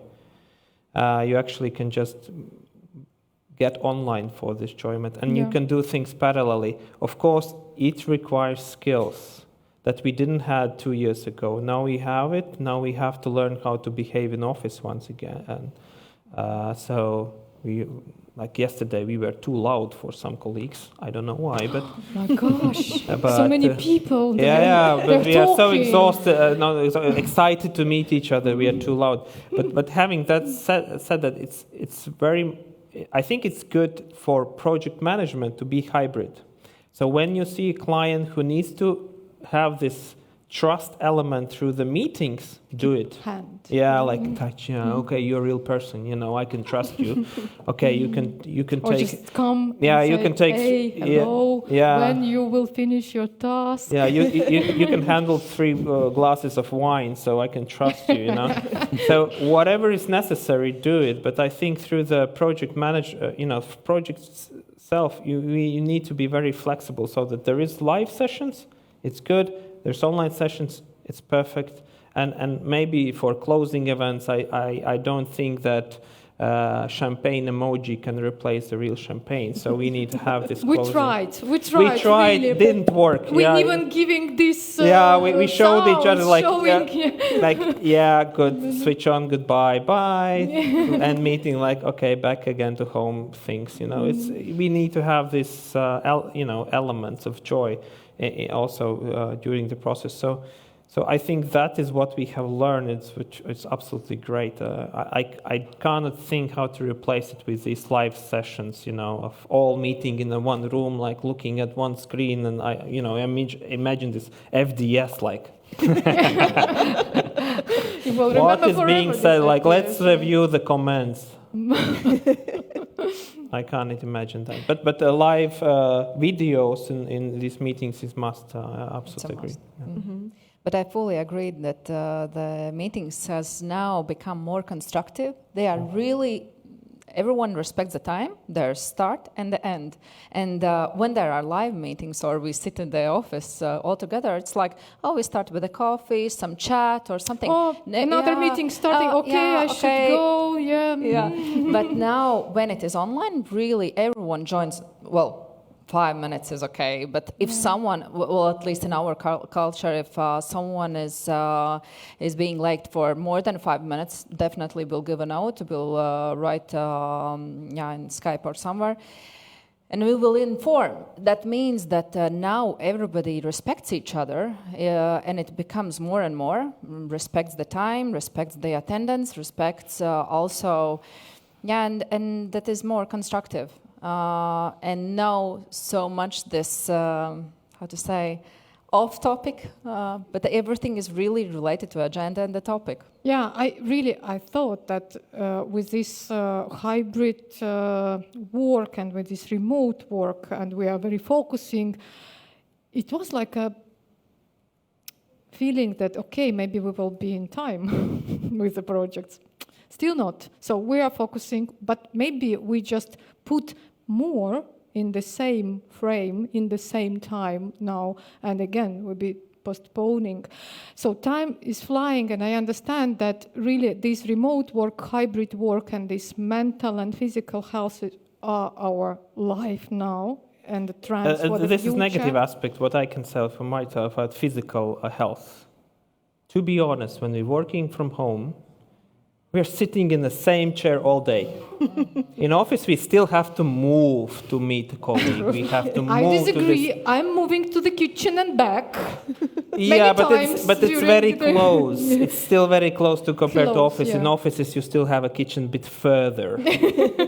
And you may not get fresh air even during the day because you're not actually traveling. So that was So from physical perspective, I'm worse off than I was before. So because you having less walks, less fresh air and so on, because it's like Depends, Edgar. Actually, when we started with this pandemic, we went out also for a walk, and I saw many people really start walking with their children, because when you are like closed at home with your family, it is better sometimes to go out. Those with children for sure. They have to have time outside, of course. Yeah, they and we have solution in a group it. for this. We are making challenges, and then I had to walk 3 times a day in order to win this challenge. We really had a challenge, and we're counting steps, we're counting time outside, and we're counting all the activities we have. Yeah, this is like very important for us, not mental, but actually physical and mental. It is together. If you have physically activity, then your brain's working better. But I also wanted to add, I think that's why a lot of people bought dogs, and really the dog, it's now grown so dramatically, because one is the mental health, that it is actually happiness, and also that you are forced to go outside and in the morning walk and in the evening, all the time. Yeah. And sometimes, as Alexandra said, children going. My dog was like in a camera many times. Yeah, maybe something else. Not only these trends. Continuing all the digital stuff, I would say also communication channels changed, I would say dramatically, because previously it was easier to call, I'll talk, I'll meet, and now maybe he's on meeting, I'll better write, I'll write. Yeah. Chats, emails, so on, but we changed this culture to writing, because one point, as you mentioned, we start to respect each other more, like I don't want to disturb. Second, when you work remotely, it's easier to have this trace. Okay, I wrote, there was answer, I can get back and I can review, then I can call and what did he say, what did we agree? So this writing culture we're keeping recording everything what we are talking. We try to keep recording of everything what we are talking. Even meetings, and presentations. Let's record. Maybe we can review later on or get back to that one. But there is downside as well for that, for this chatting, too much chatting. That people give ping pong one back to and forth, and then it's better sometimes just to call. But the funny thing is that we stopped talking, we stopped calling, and now when being in the project, you, let's say, work, you chat, you connect, and then at some point in 2 months, you realize that you need to contact this person urgently, and then you realize that you even don't know his phone number. I mean, everything is so solved on emails and in another solutions like Teams that you don't even know how to call him in an old-fashioned way. Yeah, we are really learning more new things. Finally, we have only 5 minutes left until end of this. I would like to share also some thoughts about, maybe you remember when we started, like a few years ago, we were talking about the methodologies what we use in project management, and it was all around agile, being agile, agilists, scrumming, scrum masters, and so on. Learning a lot of stuff new. And I found one thing when I just really Googling what are the trends, like in my opinion, and what are other worldwide experts talking, then I saw these numbers. It is very interesting that even in methodologies talking about waterfall, agile, or any other methodologies, hybrid, again, hybrid is more modern part for us, because we started working in agile way, we understood what was waterfall, and maybe a bit waterfallish was with Luminor implementation, with this FDS, we trying to go this waterfall model, but finally we've got some kind of hybrid, some stand-ups, scrumming, sprints, and so on. So here just the numbers about, again, hybrid methodologies. I can comment about this hybrid. In big companies, to create contract and to commit to this project without waterfall, I think it's almost impossible, because you have some definite budget. And in A group, we are trying that with customer, we are working waterfall, but inside on the R&D part, we are working agile because and that's why I think that's why those 39%. We can recall it to simply common sense. Common sense. Because how can you make agreement without details? You can't have agreement with a pure flexibility. Then it's not budget. agreement. And how you can know when you will budget finish. is somewhere between €1 and 3 million. Let's see where we end up. And probably that doesn't work like that. But we need to have that flexibility also because life changes. Also, requirements may change. How can we tell what will happen after a year? Maybe if, like 10 years ago, we could have, this kind of views, but now we cannot do it. So, yes. So I think this common sense have to. I doubt that we can write it in agreement, but we need to apply it anyway. And we need to find these common grounds when we do the projects. Again, balancing. Yes. Yeah. Making and hybrids. I wouldn't call it like hybrids, waterfalls, whatever we call. Well, whatever everything we call. What gives you result. I think the end result and and what we aim for, this is the main thing. So please apply common sense here. Let's use this new trend, common sense in project management. We'll writing contracts, common sense. Yeah, the common sense agreement.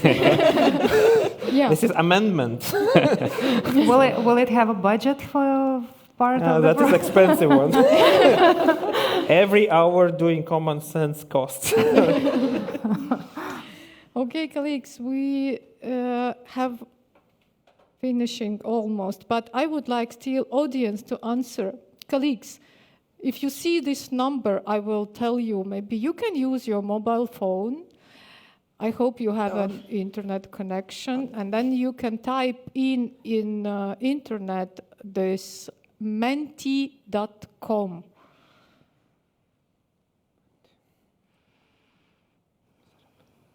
And when you see this code, 10260786. Okay, let's do it. 10260786.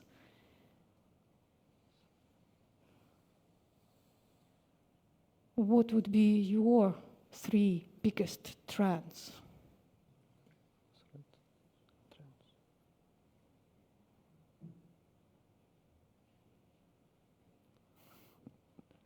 Maybe we forget something.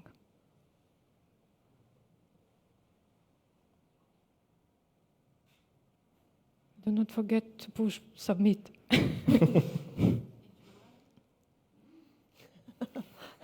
Uncertain. So many times we're repeating hybrid, yeah?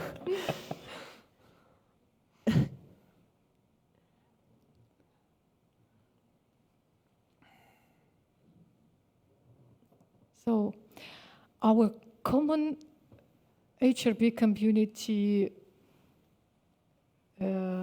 logo, common sense.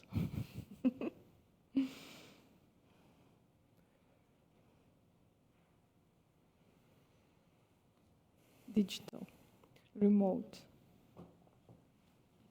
deadline observation, change, resource planning.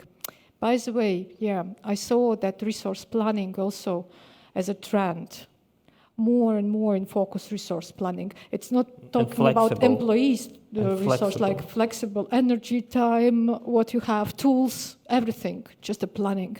We start planning more and more. Constant changes. Most probably we need to have a session from you, for example, how to manage, do the proper project documentation. Yeah. Start recording, just recording what you're everything, yeah. But someone needs to write it also down. So for some companies it's essential. So it's a question, how does this change? Yes. We are out of time, but actually we have some tools for that, and we are working on that to make this life both at customer side and on our side life easier. very important. Some Indians writing down everything. This works. Okay, so dear colleagues, really, I think we can talk and talk and talk about the project management, about our life, about our cooperation together. So thank you so much for this discussion. So thank you.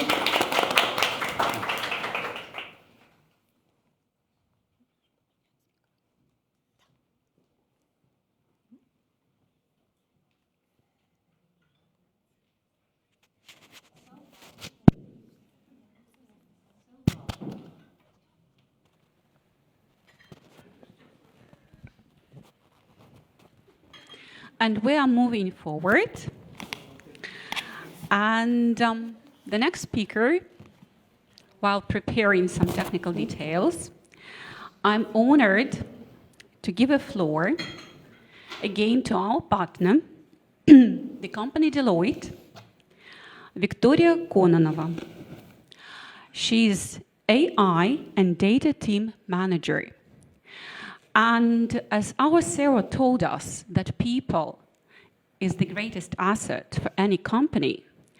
And if we talk about these people are more valuable if they are talented.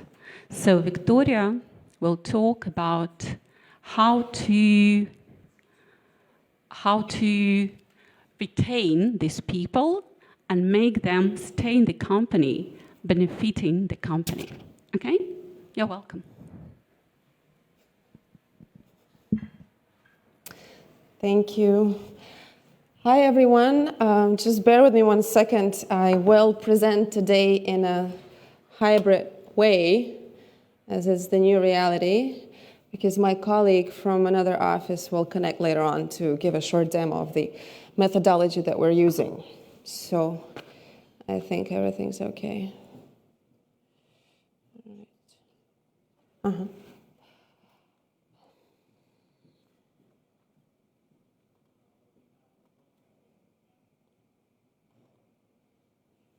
Okay, great. So yes, as Julia mentioned, my name is Victoria, and I represent artificial intelligence and data management team at Deloitte.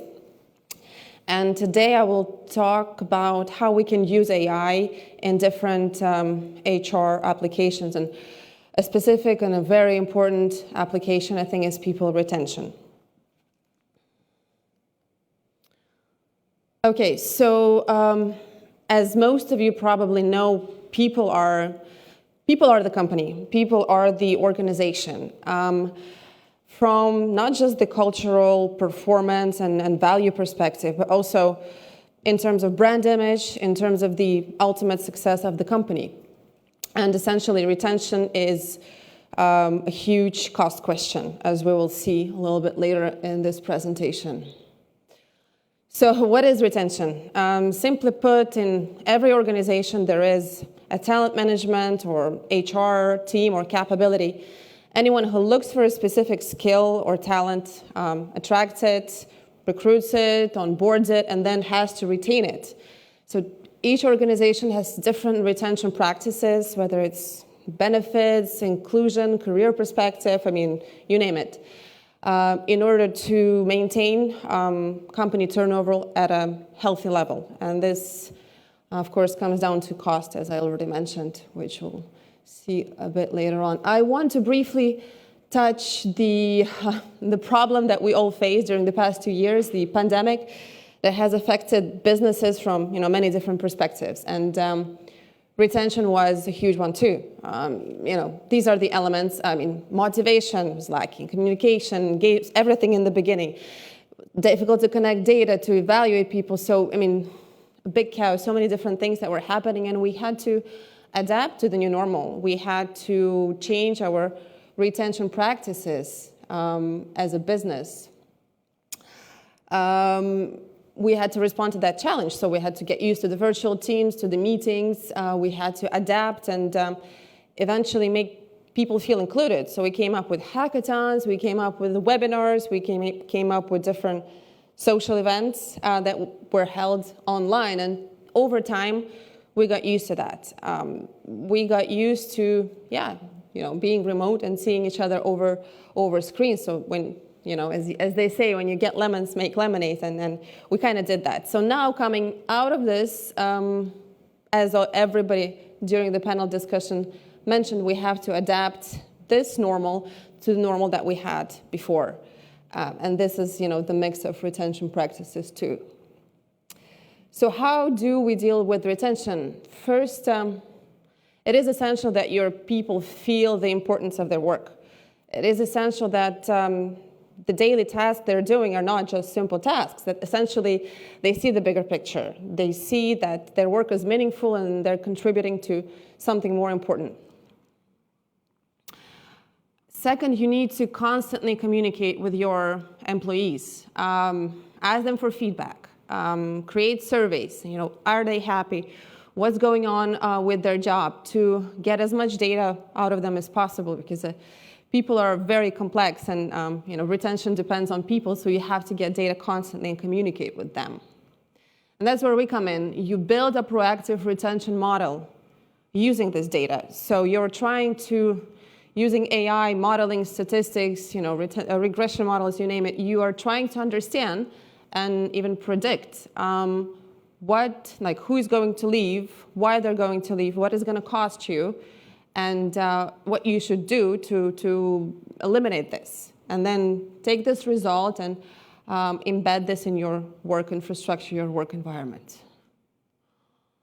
And the most important thing is you have to study retention continuously. So that means constantly talk to your managers, constantly talk to your employees, because the changes that you could have just made, maybe have been in vain. So you need to know the results of those changes, and it's a constant loop, and people are complex. So you need constant data being updated and updated in order to get the results that you can act upon. Now let's talk about how expensive it is to lose and get a new employee. Let's talk about cost. Now, an employee attrition cost is split into parts. Indirect cost, which is obviously lost time and lost productivity of a person not being in that job, and direct cost, which is like job advertisement, interviews, recruitment, onboarding, admin costs, and maybe relocation, so any other costs that are associated with the direct onboarding. The only saving that you have is the salary and benefit saving when there's nobody in the job. But if you can see here, we made simple calculations that the savings are actually insignificant to the cost that you're bearing for loss of productivity when there is nobody in the job. So at the end, we came up with a final number that for you to lose a person, it would cost you about 30,000 euros. Here there is a little bit of a mistake, but I'll just correct it verbally. We took a case of a real company that had 68 leavers during 1 year. That brought them a cost of over 2 million euros. Just don't look here, I forgot to correct this. But imagine if we save only like 1% of this. If 1% of those leavers don't leave, but that's nothing, you would save, what, over 20,000 euros? 3%, over 60,000 euros, and 5%, which is little fraction, I mean, it's still nothing, but if we save only 5%, you would save over 100,000 euros, if you look at the numbers. So we see that retention is extremely important from the cost perspective as well. Now let's talk about what drives attrition, what drives turnover. So these are different kind of elements that are individual to each organization, like sick day trends, salary, benefits, team size, etc., etc. So a variety of those that are individual and need to be studied at an organization level.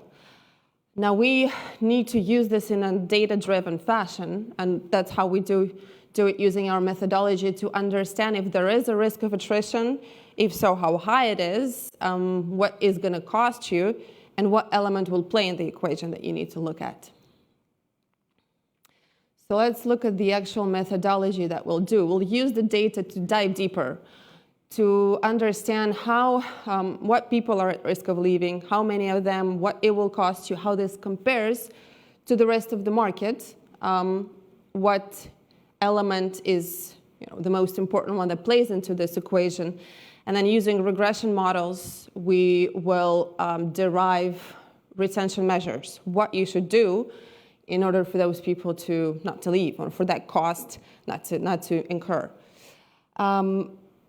Getting those results, now the next step is on you. You have to implement this. You have to use this, implementing this into business, and then feeding this back into the loop will actually let you understand if what you're doing is successful. And constantly studying your retention by using our methodology, or AI methodology in general, will give you this totally different business insight.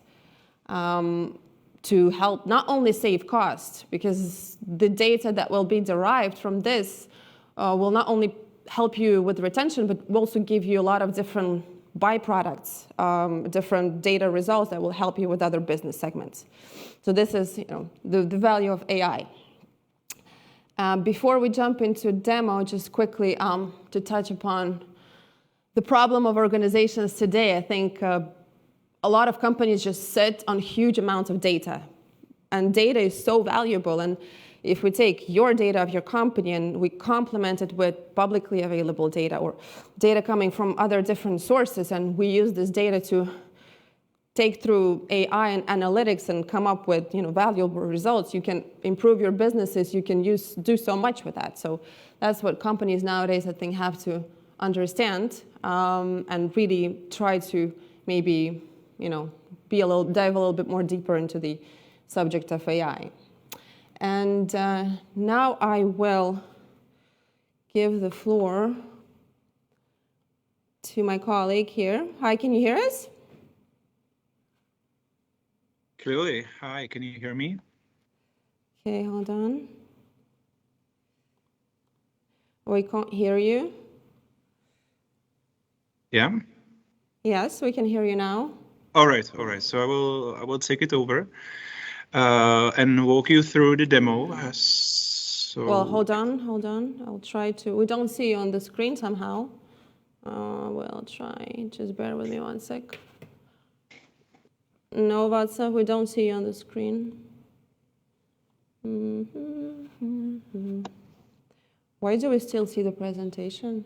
Anybody can just quickly assist me with the Teams?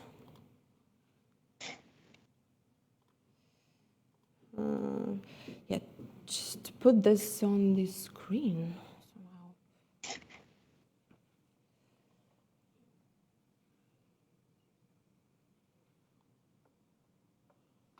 Because before we saw this,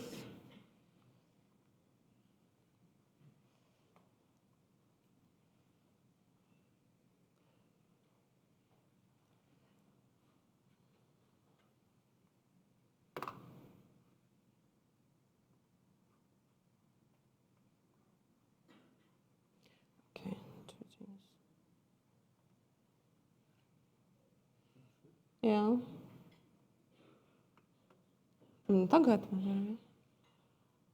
Okay, all good, Václav.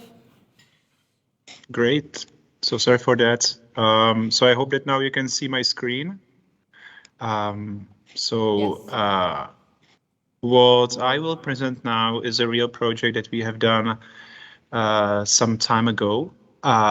So we work with a client that struggled with a high retention. They had stores across the country. Each store has a seller or an assistant. So this is frontline, direct connection, exposure to customers. And each such a store has a store manager. So what they observed was that a lot of those assistants were leaving, and it was very costly to hire new people, and operations and HR really struggle to fulfill all the needs to making the stores running. So as Victoria explained, the methodology we exactly follow, we first look at was really the problem was the extent of the problem. We sit down with the business, collecting the hypothesis, what might drive the retention or might drive the attrition, and what might help with retention of those employees. And we build a model. So this is a regular logistic regression model. So similar to those of you who work in the financial industry, typically used as a churn models for identifying customers who are at the risk of a leave. So here is exactly the same principle. It's just that the customer is actually the employee.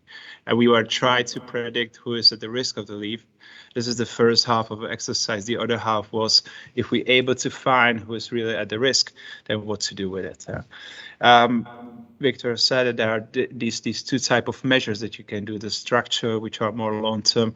The short-term is like what you're going to do immediately. And this was exactly the tool that I'm going to present here, this dashboard that should to the store managers to tell what the problem is, who is at the risk of a leave, and if they are at the risk of a leave, what are the topics that I should discuss with them based on the individual drivers. So without further overdue, this is a first dashboard that was presented. So if I log in as a store manager, I will see here what's the level of attrition in my team. So I see that my team is here highlighted. This is this one column here, and I see that with respect to the rest of my organization, this is the third highest, in terms of attrition within the organization. And this is a kind of information that as a team leader you will typically know where you are. Also, you will have some clue about how this evolves over time. So more interesting is if we really look at those people that contribute to this very high level of attrition. And this is actually shown here. So this is another slide. So again, I'm as a store manager. What you see here, this figure is essentially something that looks as an area. This is actually a lot of small bars.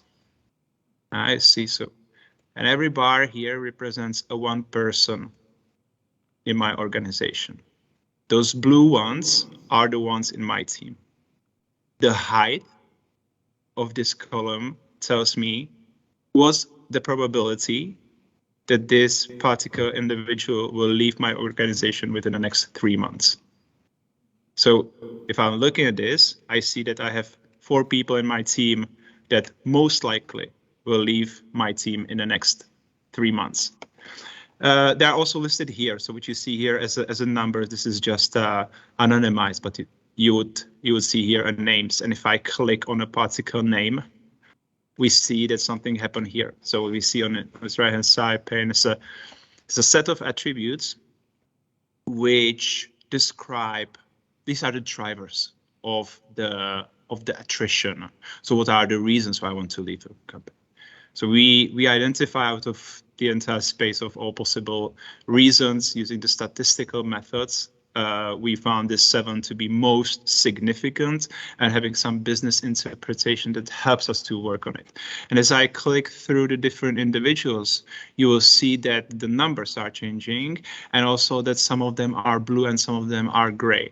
So the ones that are blue, meaning these are the significant drivers for this personal individual. And you can see that what really drives is the age, the level of education, how long they've been with the company, the number of organization changes, promotions, being transferred to another team, etc.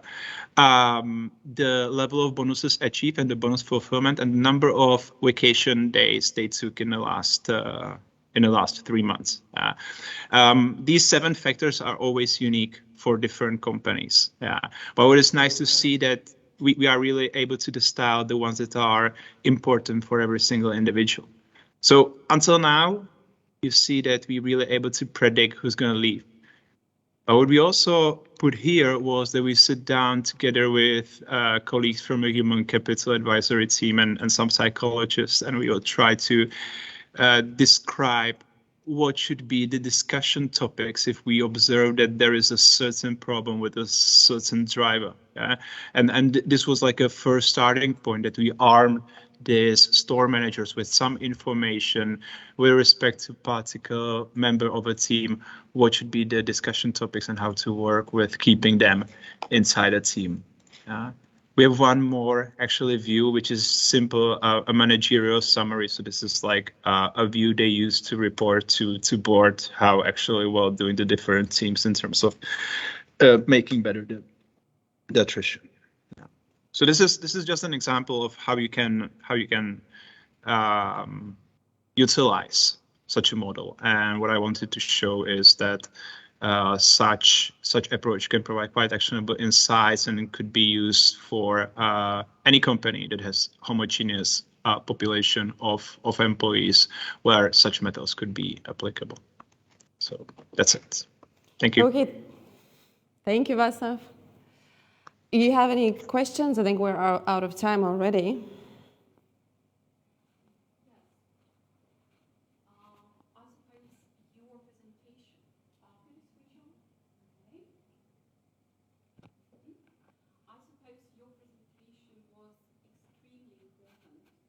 Our audience, and maybe somebody has got questions.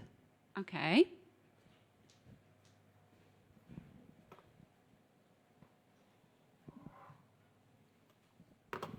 Hi. Hi. Those indicators that you shown us, you put it into the system, or system somehow identify them, which influence this attrition ratio? You're referring to the demo model? That was, yes, like on dashboard on the right, you see indicators. Sure. Where did you get them? Yeah, I'll just repeat the question. Did you hear Václav? No? The question was, where did you get the indicators in your demo? They were put there, or how did we come up with them? I believe that's just the business case that we use, but I'll let you take this one. The figures, you mean the indicators in the model that we show in the demo? That was the question? Sorry. Yes, correct. Yeah. So usually it works in a way that we sit down with a business that have oversight of what's happening, and we collect the ideas. And this is a relay workshop, and we are asking what really matters to their employees, what is bothering them, etc. We hear typically the things like they are not happy with management, etc. Those things. We take this as an input, then we take the data about the employees. This is what Victoria shown. And we actually create as many of such attributes, such drivers. And it could be dozens or even hundreds. And once we start applying the statistical methods and AI, we are actually able to distill the ones that are most significant. And here, significant means really in a statistical, rigorous way. So actually the way we get it is through the data. Yeah, but taking the data through the actual methodology. Yeah. Any other questions? Because presentation was really brilliant and exactly in the topic, very topical. And I hope we are going to collaborate with Deloitte on that topic as well. Thank you. All right. Any other questions? Good. Okay, and thank you very much, Victoria. Thank you. Bye. Thank you. And I'm going to give a floor to my colleagues. Ilse Grootmanen, Head of Support Department, A Group, and Aldis Wilks, Project Manager, A Group.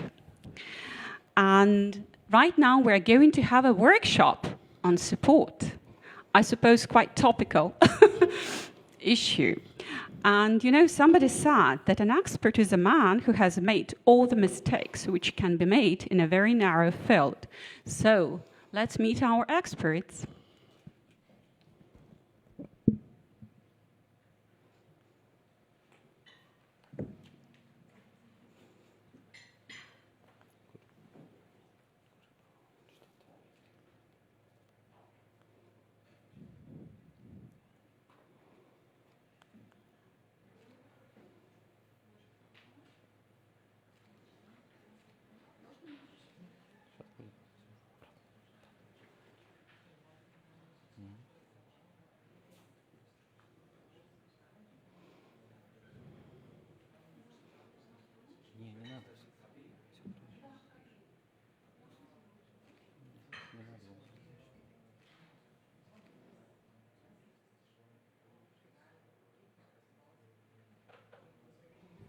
all day.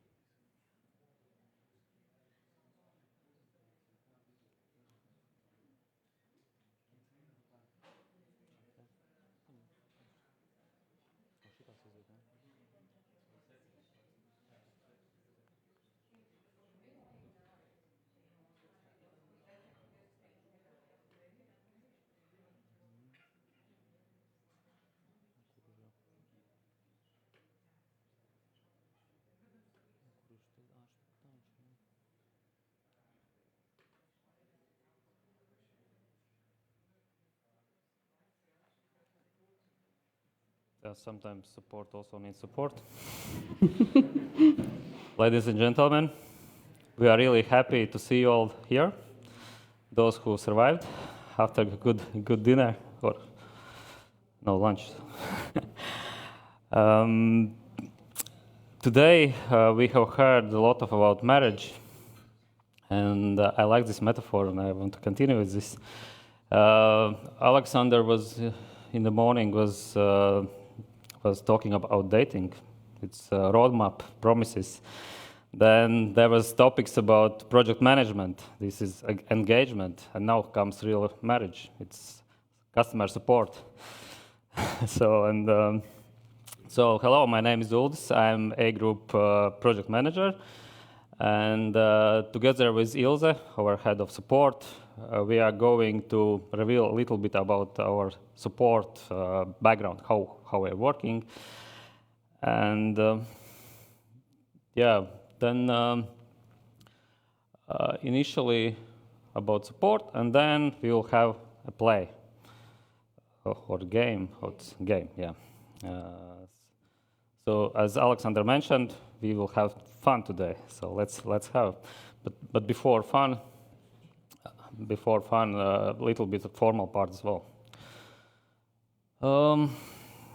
In the beginning about team, you as customer typically are facing a consultant, functional consultant, but he's not alone. He has team behind him, but actually even more than one team. And so user support manager has, let's say, two divisions. One is a payroll part, another is non-payroll part. And those functional support people has their support from technical support as well. And what those functional consultants are doing, so they are consulting you as client, they are reproducing your problems. If you have some, they are fixing, testing, and if they need, they are contacting R&D. For help, to help you to solve problem. On this other side for R&D, almost similar, this division, payroll, non-payroll. In each of those divisions, there's architect and three level of developers. Both those teams need help from our DevOps team. And this DevOps team, it's infrastructure deployment, disaster recovery, cloud security. And actually, I'm very proud about this disaster recovery because I think the little know that it's sometimes it happens that we can even restore in a second, particularly if something is broken. But yeah, and so now let's talk a little bit about process, very high level. I do not want to make it boring. When you finally has married with us, you need some support.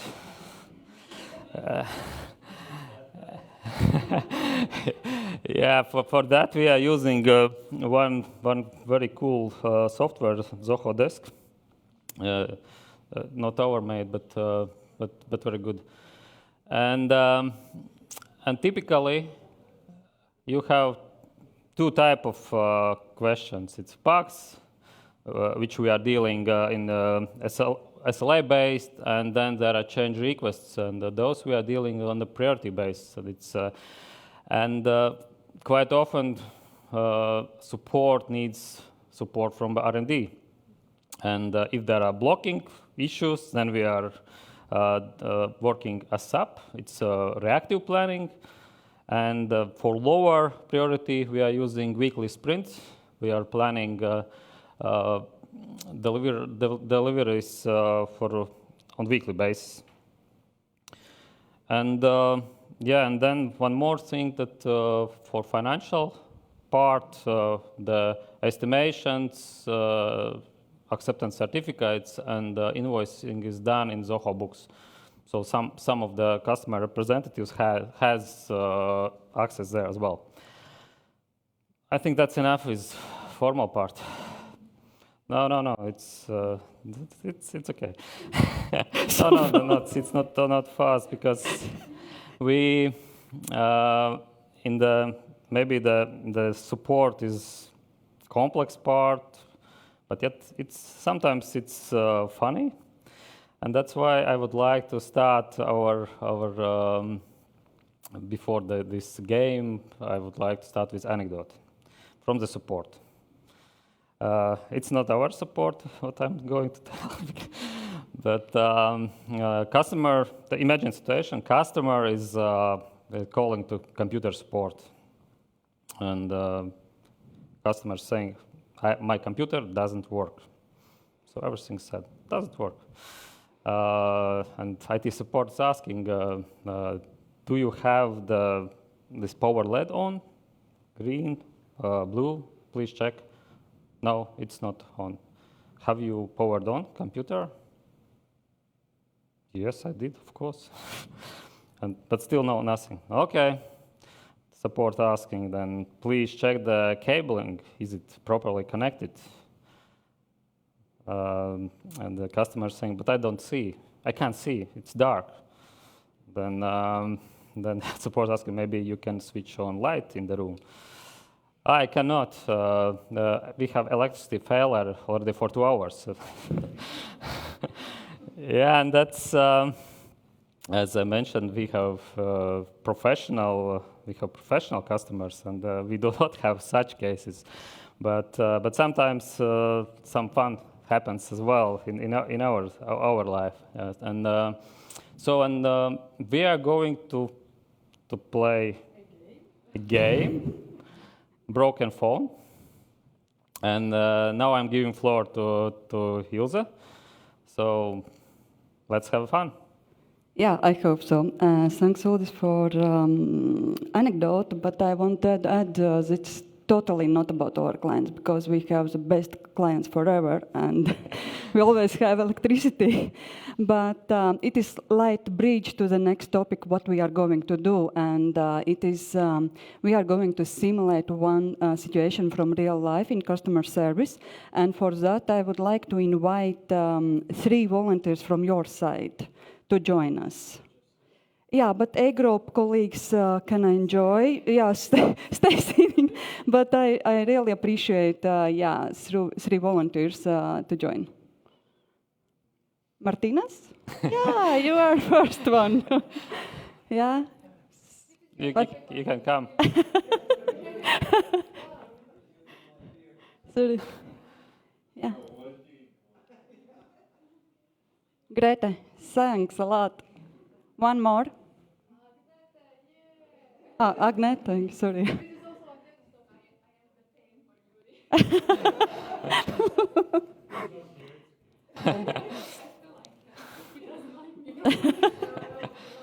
Okay. Yeah, for that one, yeah. We need one more, short one. Please. It's not that scary. One more. Gabriel. Yeah. It should be fun. So. Yeah, you can check this. Wait a second. Gabriel.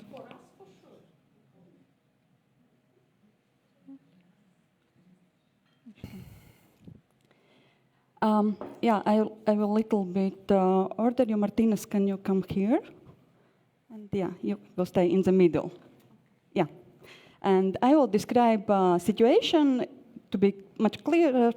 Then here comes short description of the situation. Customer has bought a lamp in store, in depot. In Latvia, is such kind of store, a lot of lamps and etc.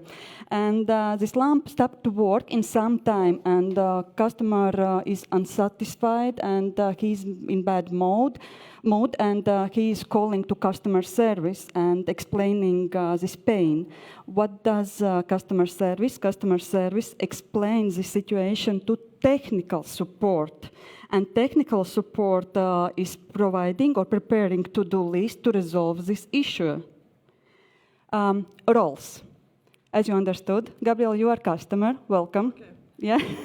But don't be so sad because we will give you already prepared text. Yeah, you can introduce, you can read it before I will talk with others. Then you will get information from customer, and this information will be provided to customer service. Customer service don't have an access to customer. Cannot hear. Customer service, technical support is going in back office. He is not, in back office. You are not hearing at all what is happening around you. You can wear headsets on, and I will show you when to take off. Yeah? Music's playing. Your role, is it clear? You are just listening. And this information will be provided, should be provided then to technical support. Yeah, let's just give some second to customer. He's unsatisfied and still in bad mood. Actually, yeah.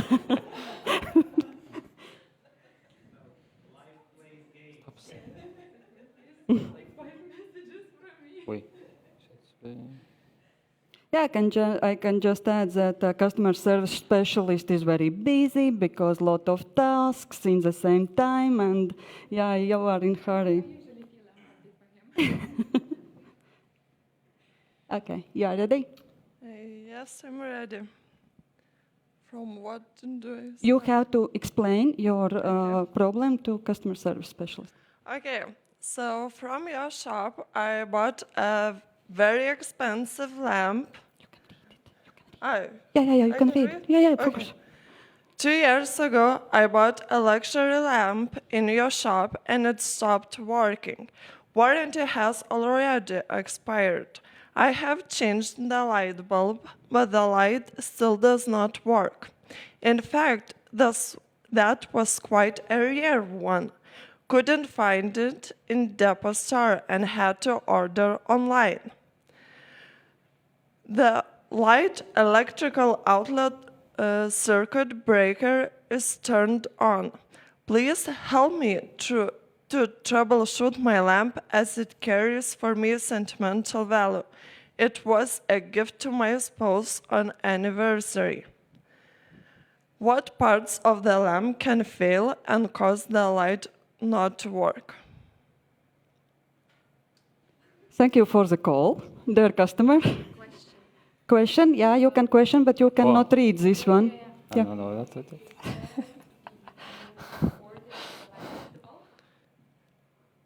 No, bulb is one part of this lamp, because lamp is, I have a lamp which is not working. I tried to find a bulb, but I couldn't find anywhere. And I'm asking you, what parts of the lamp can fail and cause the light not to work? But there is a bulb or not? Bulb is... I can help because customer tried to change the bulb. But you haven't. Doesn't help, didn't help. It's still broken, doesn't work. I didn't understand the part where you ordered something. Tried to change some parts of, Yeah, sometimes happening that you are not understanding what customers...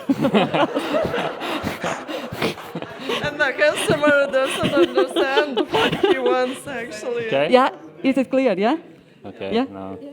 Okay. Yeah, you can take off. What music? Yeah, good? Okay, thanks. No, it's not working.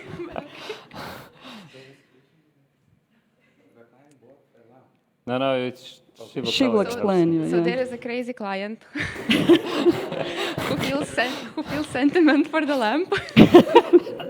Sorry, from Depot. Okay, so she tried to replace the bulb, but she did replace, but it still doesn't work. And she claims that like the outlet and everything, electricity works. So what else could be not working in the lamp? Okay, and then she bought it. 2 years ago, and the warranty is already over. But she feels sentiments, as I said, so she needs the lamp to work. So offer to buy a new one. I thought of that, actually.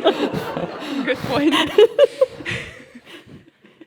But we have to still find a solution before I say to buy another one. Okay, so she changed. But maybe the warranty for the electricity, like items, is not 2 years, no? What kind Is of it? Lamp it is? LED one? Probably not if she was changing the bulb. So there is no guarantee at all? Exactly. I think those, like, how they are called, like... So maybe just to tell your customer that she maybe need to check electricity again? Maybe she did not switch it on, yeah. Yeah, maybe. And if not? So offer to buy a new one. But there could also be a wire, like, for example, bitten by some rat. Maybe, so just offer her to call electricity guy to check everything. Okay. Should I double check with the customer? Later. Then let's listen what technical support decided, what to-do list you have from information you gathered. Yeah, Martinez, technical support. So first of all, we do not know what kind of lamp it is. Yeah. So and another thing is warranty. It is ended or not? If it is LED one, probably yes. Yeah. So if it is ended, so what we can offer? Just to buy a new one. Okay, great solution. Thanks for volunteers. Really a lot of, yeah. Take your seats. Thanks a lot. And actually, you never know what we can expect in the result because we are playing broken phones. Because there was said that warranty is off, it is not working anymore. What client tried to fix by herself, and but sometimes this information is lost between customer and technical support. That's why it is really important to be as much detailed in the requirement description to have it at first, this information, without playing ping pong back, wasting time. And yeah, sorry, I missed some suggestion what outcome could be of this game if we would prepare some to-do list. Yeah, we in such simple situation, I would say simple because it's not complex, but we can give to customer some troubleshooting guide, let's say from 3 points. Let's say, have you tried to connect to another this electricity socket? Yes, that's the first one. Then have you compared the bulb specification, what you see on one, and these frequently asked questions most probably, and then such conversations maybe wasn't, and you saw that between support and sales rep, or it was customer technical support, and support, customer service. They had quite a long discussion to understand what said this customer, what problem he had, and and that's situation is in our support. Our support is much more complex. There are workflows, there are a lot of forms and such stuff, and that can save lot of time. If having some form, classified form where you, the customer has to think what to give, what kind of information to our support. And try to say to customer, buy new one, because in the market no more such lamps which is sentimental value.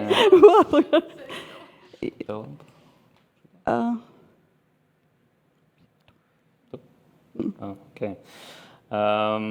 Yes, and then in our typical case with customer, we have user, then there's key user, then there is probably support in customer side, then there is support on our side, then there is R&D.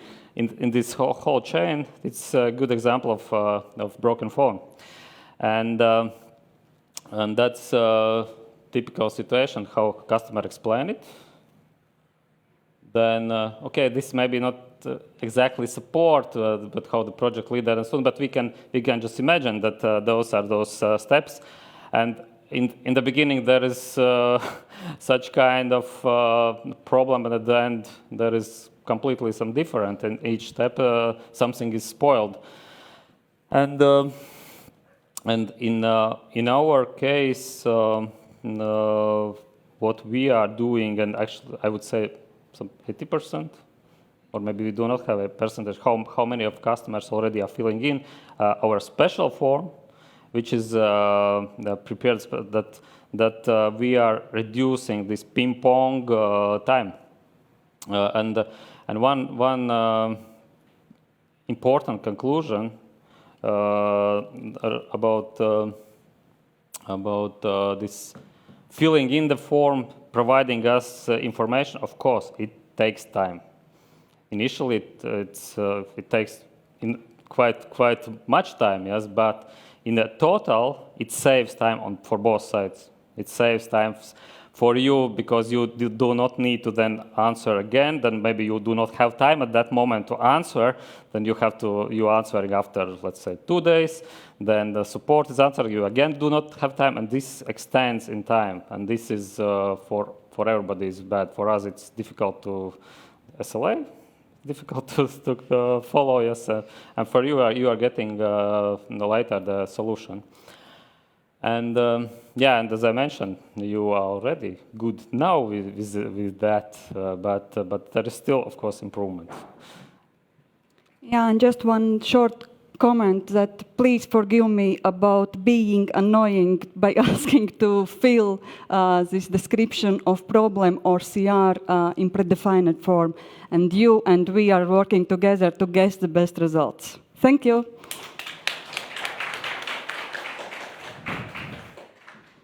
I like this picture of this man. So maybe using these trends and using our new norm and common sense, maybe in the future we will read our minds from the half of word, or even without talking, we will understand each other, without talking, without filling in any forms, but still communication, cooperation, and working together. This is a key success for all of us when we just keeping communicating and sharing our thoughts and maybe what is wrong with this lamp and this bulb and what we were trying to do. So this will be our all success. Yeah. So, Julia. So, well, thank you very much for our colleagues.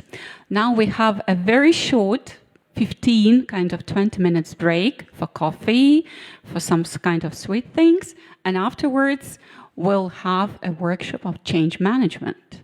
And there is also will be a game and food for thought. Okay.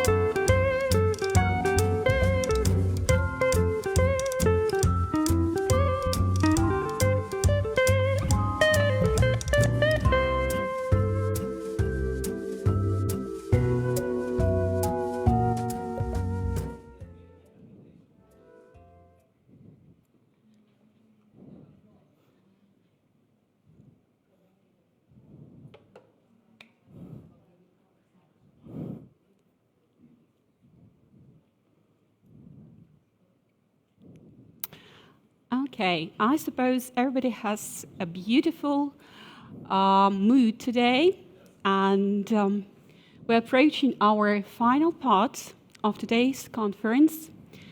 And I can say it's not the strongest that survives, not the most intelligent. It's one that the most adaptable to change. And I would like to give a floor to my colleague, Alexandra Nufrieva, product owner, and the workshop is on change management. Okay, let's start. So we are having fun, I hope. And after coffee pause, I totally don't want you to feel serious anymore. So as you mentioned, some new stuff appeared on your tables, so we will continue to have fun. Yeah. I'll tell you when you will work with it. So today we talked a lot of projects itself, about trends, about implementation, support, and so on, and recalled this marriage and long-term relationships too many times, I would say. But still, what to do if we are happy and then we realize that we might be happier with some changes, with some new stuff, or with some new legislation stuff, with some new models of the projects and so on. So how to manage these changes? Do we need something additional, special? Let's find out today. But before we start, let's get in the right mood. So we will log into Menti once again. And we'll use this code, and let's point just in few words. First impressions when you hear the change. So first 3 words that comes to your mind. What is change?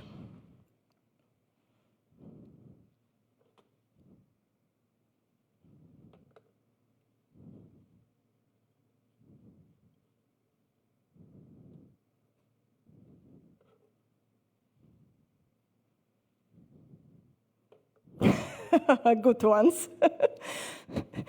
You don't see. Okay.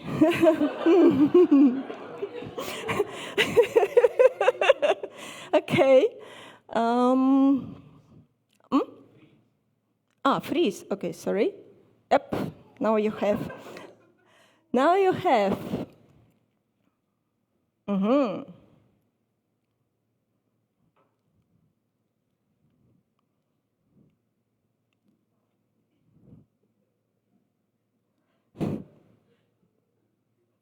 Smiles, okay.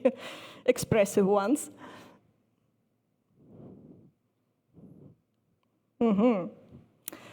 I'm glad to see word opportunity and challenge. Sure, every change that we have is our opportunity to make your life easier, your employee life easier, more stable system, and so on, so on, so on. It's always opportunity to have something better that you have now. But sure, we can see that the word stress and somewhere even pain appeared. And yeah, sometimes those changes makes pain as for us, as for developers, trying to understand how to implement this stuff, how it works, will it suit you, did we understand you correctly, and for you as for customers as well. When we 100 times trying to ask you, did you mean really it? Did you get what you want? Is it really this stuff? Is it what you needed, what you wanted? And then in the end, oh, you meant something different. Okay. So it's real life. It happens, and to manage changes, it's always quite challenging. But what can help us?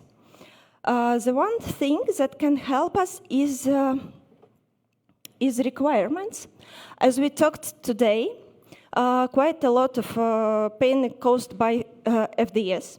And mostly of us know that sometimes we even can't predict what one change in the system can affect whole the system. So in front of you, there are such papers for each table, like this. Please pick one.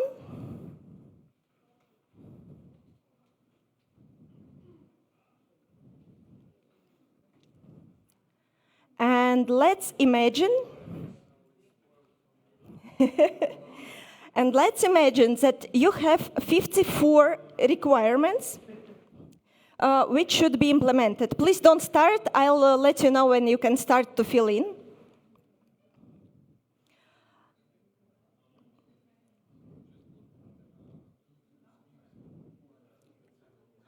So your task will be, everyone gets papers, yes?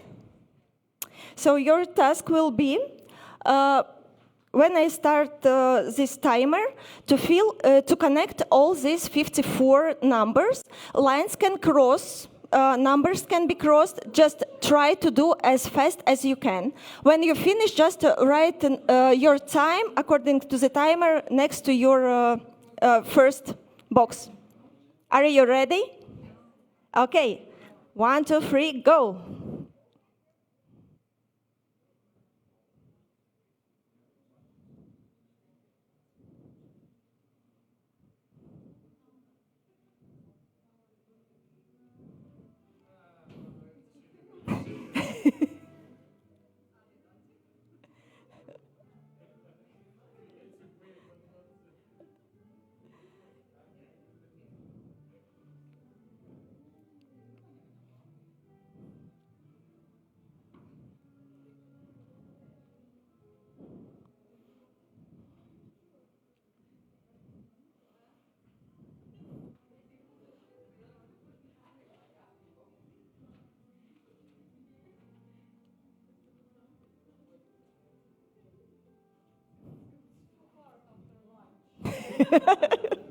Do your best.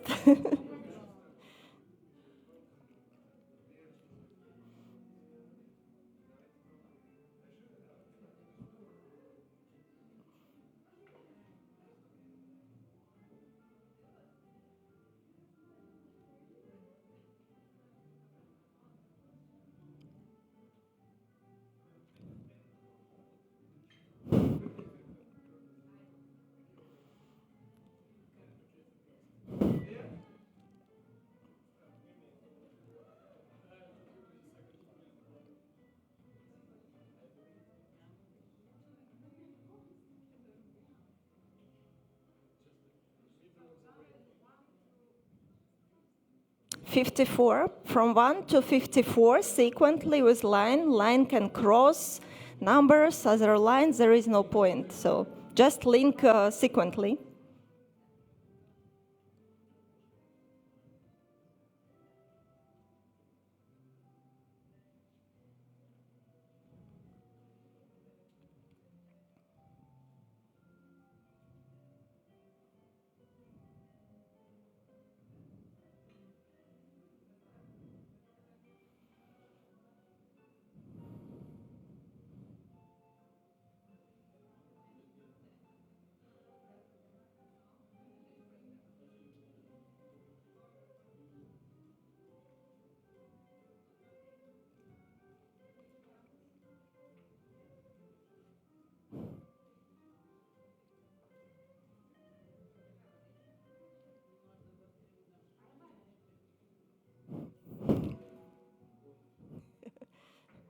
I see that someone started to collaborate already. Let's do it individually.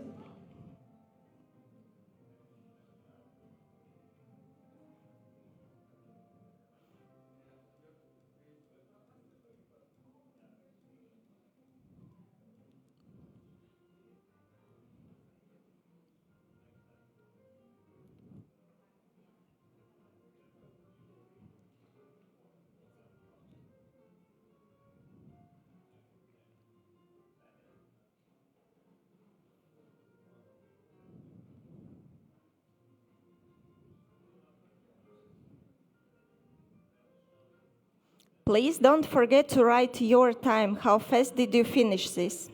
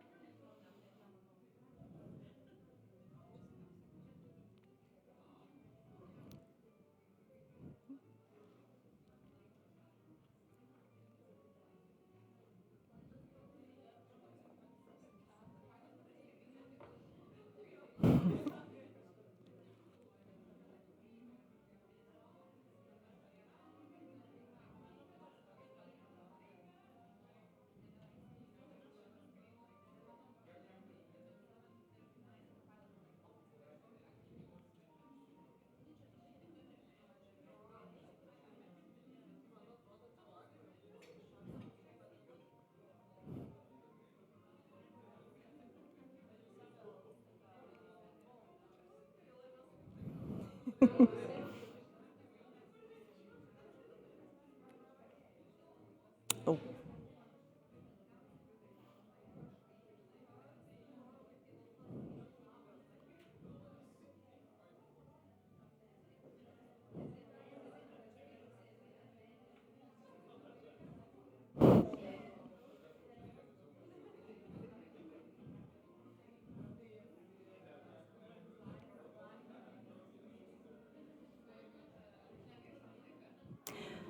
So, I see the most people have already finished, yeah? So I'll pause for now. So, can you share your experience? How did you feel about linking these numbers? Do we have someone who did it under 3 minutes? 1, cool. Under 4 minutes? Wonderful. Under 5 minutes? Good. And did someone spend more time? Just double checking. Okay, good. So those who finished under 3-4 minutes, how did you feel? Was there something that helped you to do it faster than others? Sorry. Yep, sorry. I'll switch off music.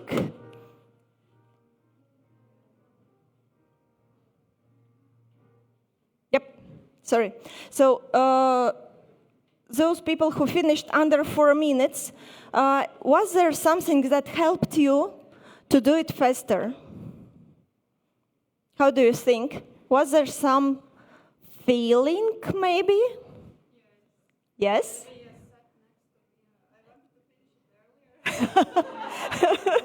Competition, okay. Competition is great motivation, sure, agree.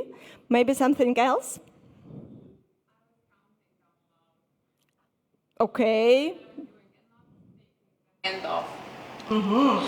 So physical methodology, good.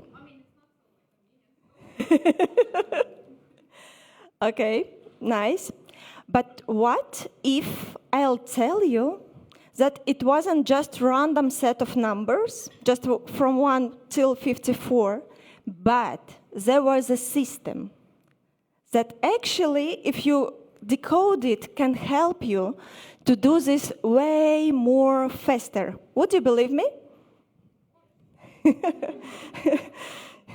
Well, yeah, you should to believe the product owner, but still. So, if you will mark your second square with numbers like this, to have it split for 9 like squares, we will try one more time and we'll see how it helps you. Will understanding of the system of set will help you to make it faster.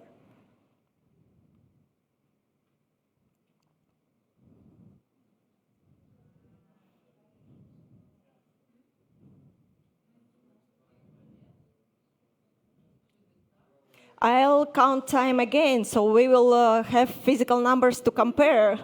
So if you're ready with the squares, I'll bring back timer, yeah?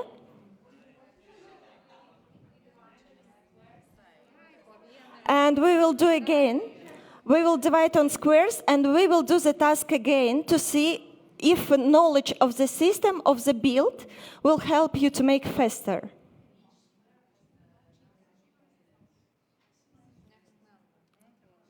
So,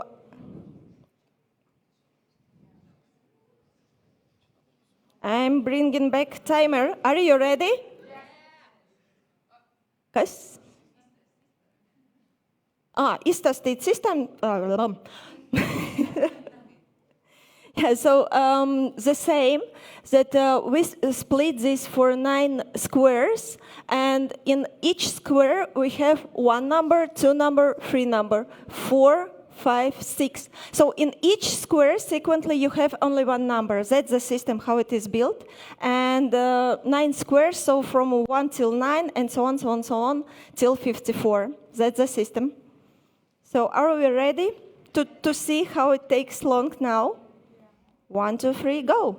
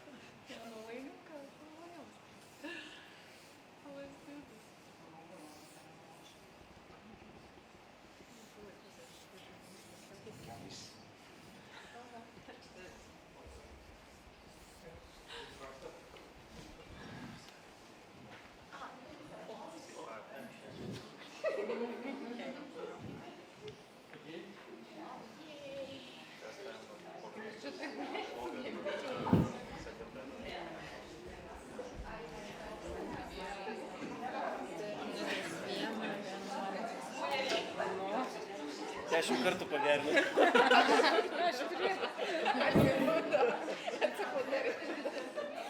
Bet šitą šiaip gerą. Aš nebuvau tokio.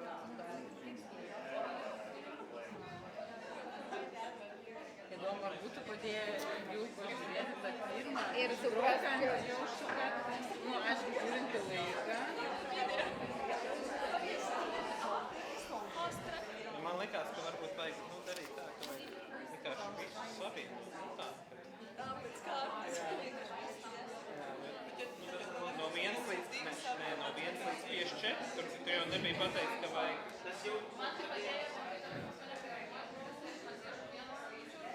Vai ir sākot no 1?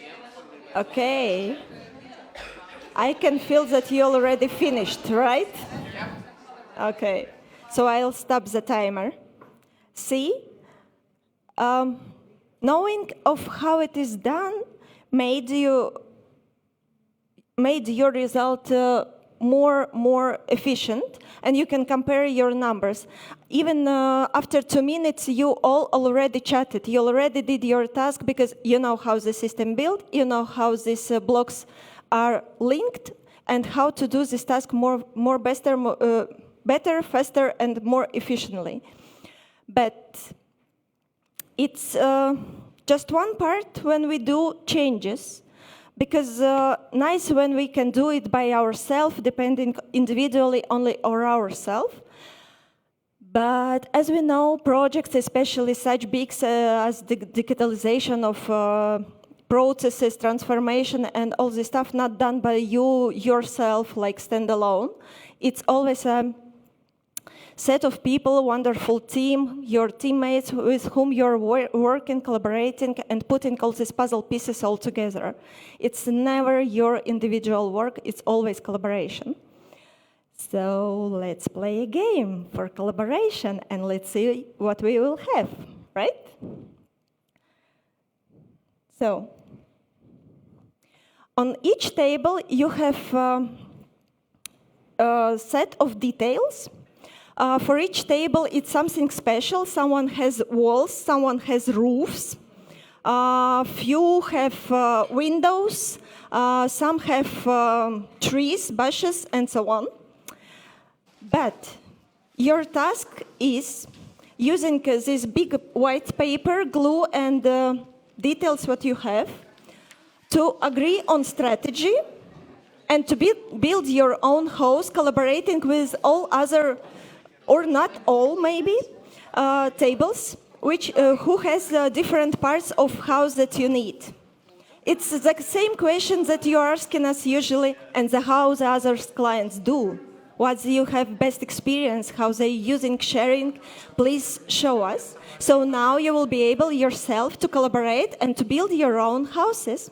And it wouldn't be so me, I would say. There is one special thing. None of you have doors. So the only me is the person who has doors, because me as a consultant can tell you what kind of door you need, listening your requirements. So please agree how your house will look like, how you will collaborate, and based on your strategy, build your houses. Let's go.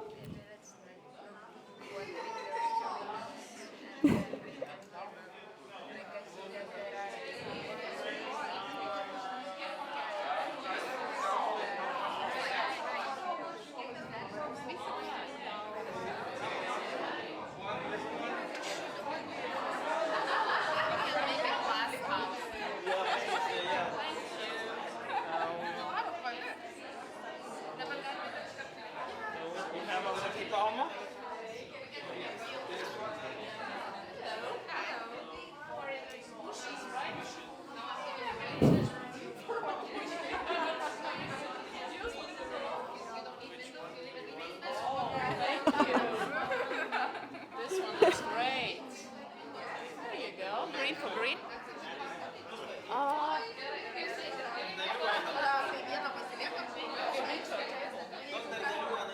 don't know. You're smiling, so. Я не участвую, не исключение.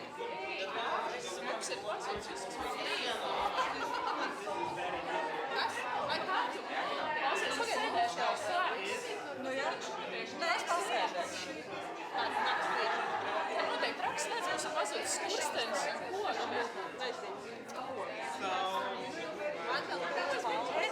Edgars paņēma. Neko te ir noslēgts. Kas mums vēl vajadzīgs? Ko mēs gribam šodien? Ko mēs gribam?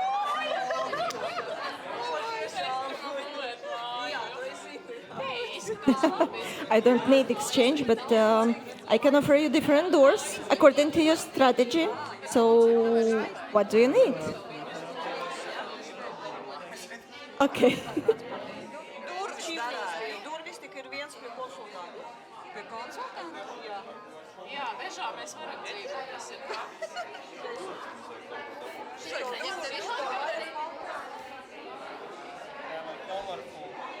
We need to have exactly the same as in the picture. I don't know, this is a manager. A chimney? Do you have a chimney? Do you need bushes? Very good bushes. Of course, we need everything. Just bring it on. Just take one.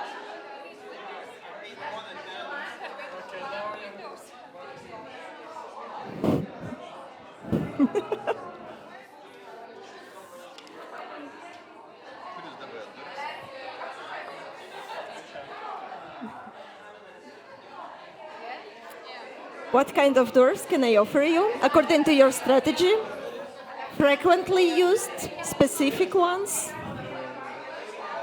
Sorry.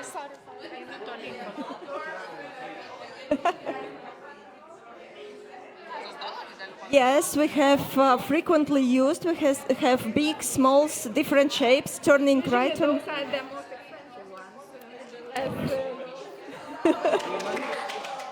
I don't need parts. You can just describe me your strategy by color, size, and right, left side.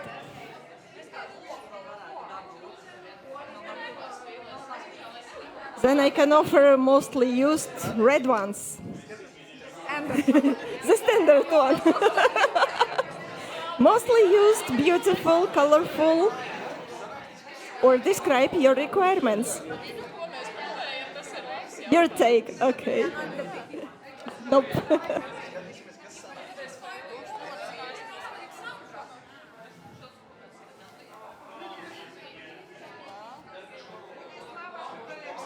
Under promise, over deliver. No expectations. Because we've got something.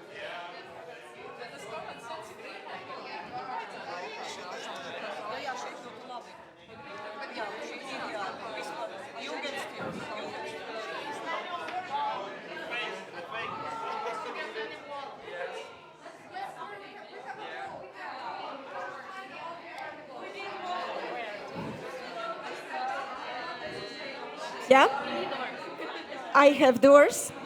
I have different doors per your strategy. You can pick big ones, small ones, frequently used, standard versions, something exclusive. Only. Can I pick?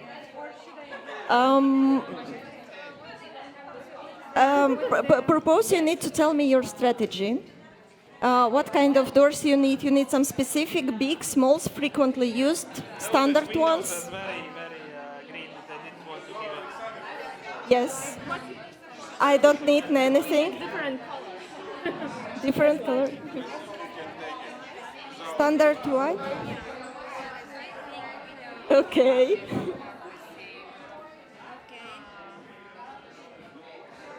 Yes, I have doors, but no, you can just. Change your door. You want? It was fast. Yeah, sure. You need to tell me what you need because we have plenty. We have standard red, best ones. We have bigger, smaller, some specific unique.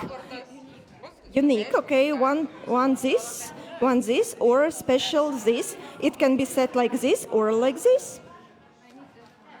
Big one. Yes, sure. You can have it. You're welcome. Yep. Per your strategy, yes.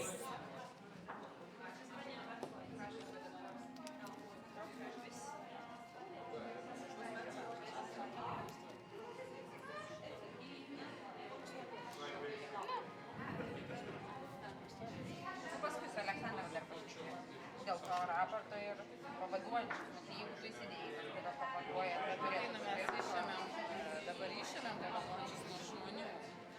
Tai pavaduojantis bus HRB procesam, arba bus dar nori jie pavaduojančius dėti.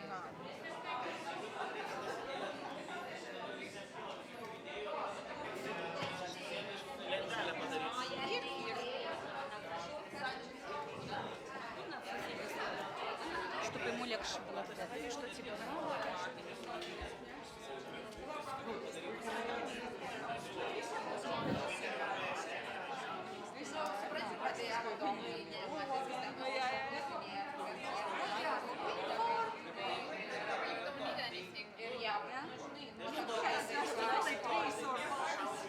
No, we live in the village. I'll take that. Can I?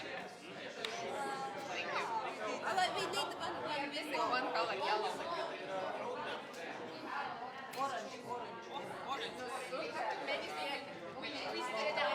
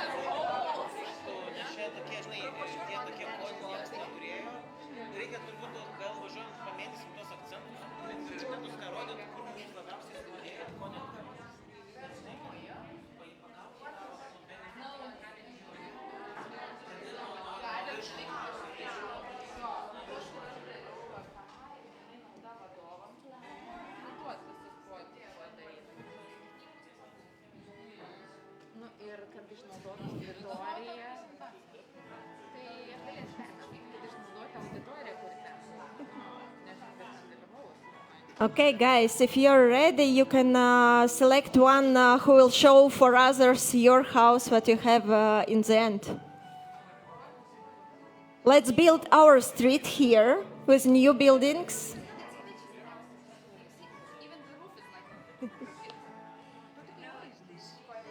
Yeah, just hold it here. Yeah. I want all others to see what you have in the end. Good one.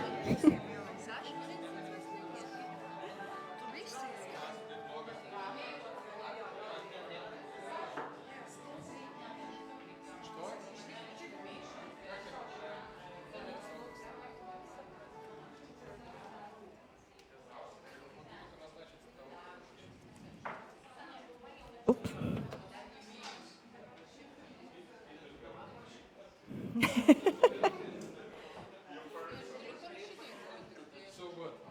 So, I just want to tell you and to see it visually.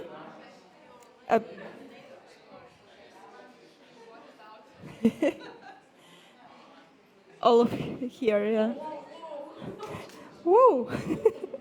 Good one. So, despite the task was to build just a house, regular one, you all have different colors, different shapes, different. Oh wow, cool! That's something from luxury side.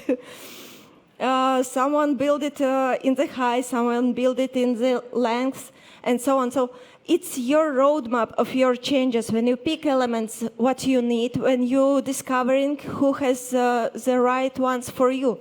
But for us, as for developers, we need somehow to align all this colorful line according to our roadmap, what we're gonna develop next. Because despite the task was the same for everyone, to live in the building, we have totally different colors, shapes, bushes, trees, windows, and so on, so on, so on. So it's our real lives that we have usually. When you're asking, oh, it's just small thing, can you give it for me? But for us, sometimes we need to go through all this roadmap, finding out how to implement it, how to do it, will it be reusable, how time we will spend on developing it, and sometimes when you're calling us why the price is so high, you just don't understand what happened in the background of all of this stuff. Because even if it is small requirement for us, it's still big challenge to find the way how to do it in standard way, reusable, and so everyone can use the doors. That's not so true. It's practically standard products. We're living in standard house. We're carrying like that. Yeah, it's doors and windows. You see, it's also blue.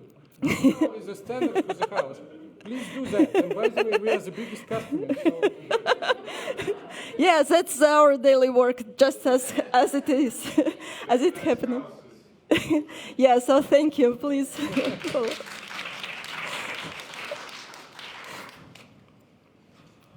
So just the same conclusion. We need the roadmap from you. We need to know what you want to do next in our system. It's nice that it is launched and you're working with it, but we need a plan for you because it allows us to plan the costs and also allows to you plan the costs. It allows us to plan resources that will be spent on development, and also it allows you to plan your resources because, as you know, you need to test, you need to see if it fits, if it works as it should and as you describe, and even if you got what you needed. And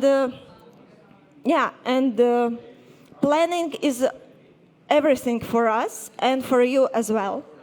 So thank you.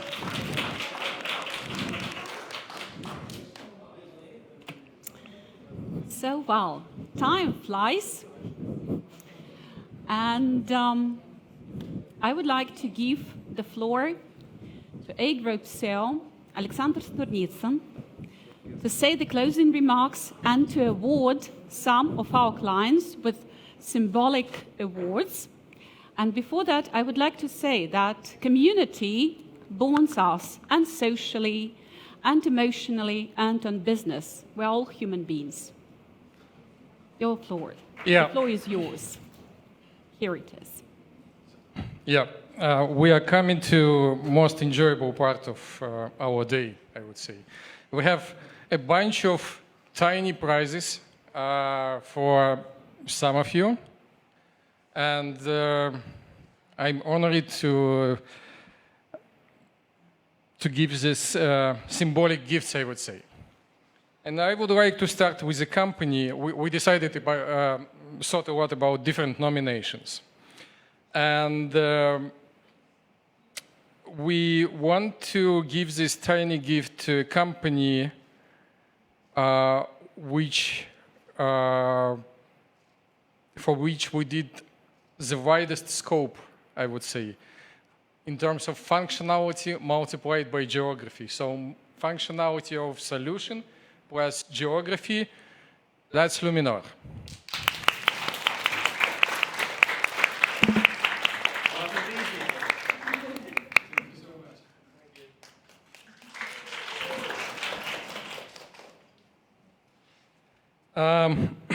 The next one is completely different. The next one goes to a company which is, in our opinion, most determined. They know precisely well what they want, at least based on our experience during the project. And this prize goes to Lidl. Oh, same table. I choose the right one.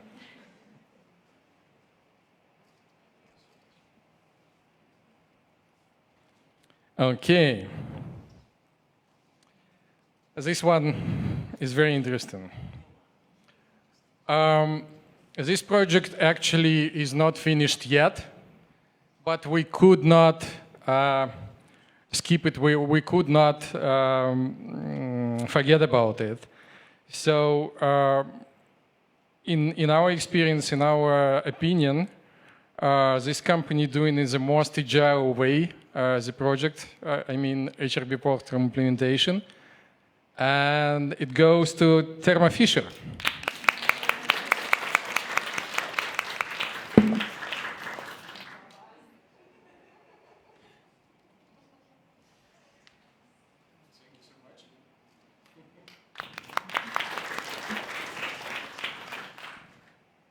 Okay, that's not an easy one. And I hope we will develop it further and further. But as I was told by project managers from our side, that is definitely the most patient customer. We went through a lot of hurdles together, and we are happy to say that it's getting more and more stable, and we believe in a big future of this project. So this award goes to Ignitis.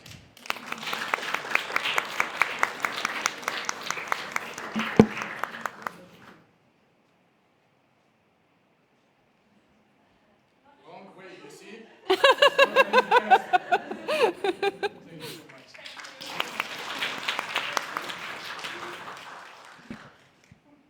And we have two more.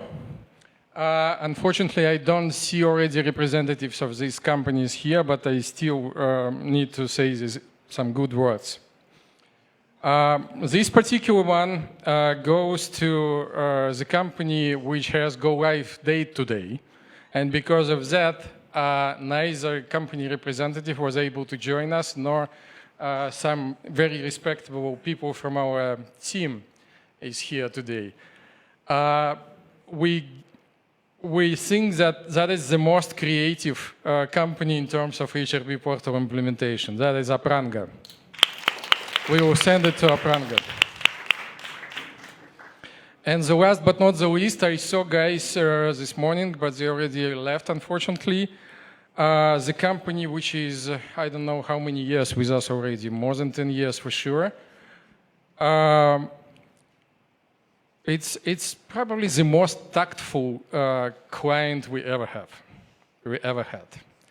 They're so polite, so nice, etc., etc. So we are doing project by project together with them. And yeah, I miss Raivis is not here, but that goes to Latras Trans. That's it with the prizes, and I supposed to say just a few words like a closure, something like that, but I hope that this event speaks for itself. Really hope that everybody, all of you, got something useful for yourself, and many, many thanks to those who participate, who speak at the stage, who just came and create such wonderful buildings. And my special thanks to Yulia, who made it happen.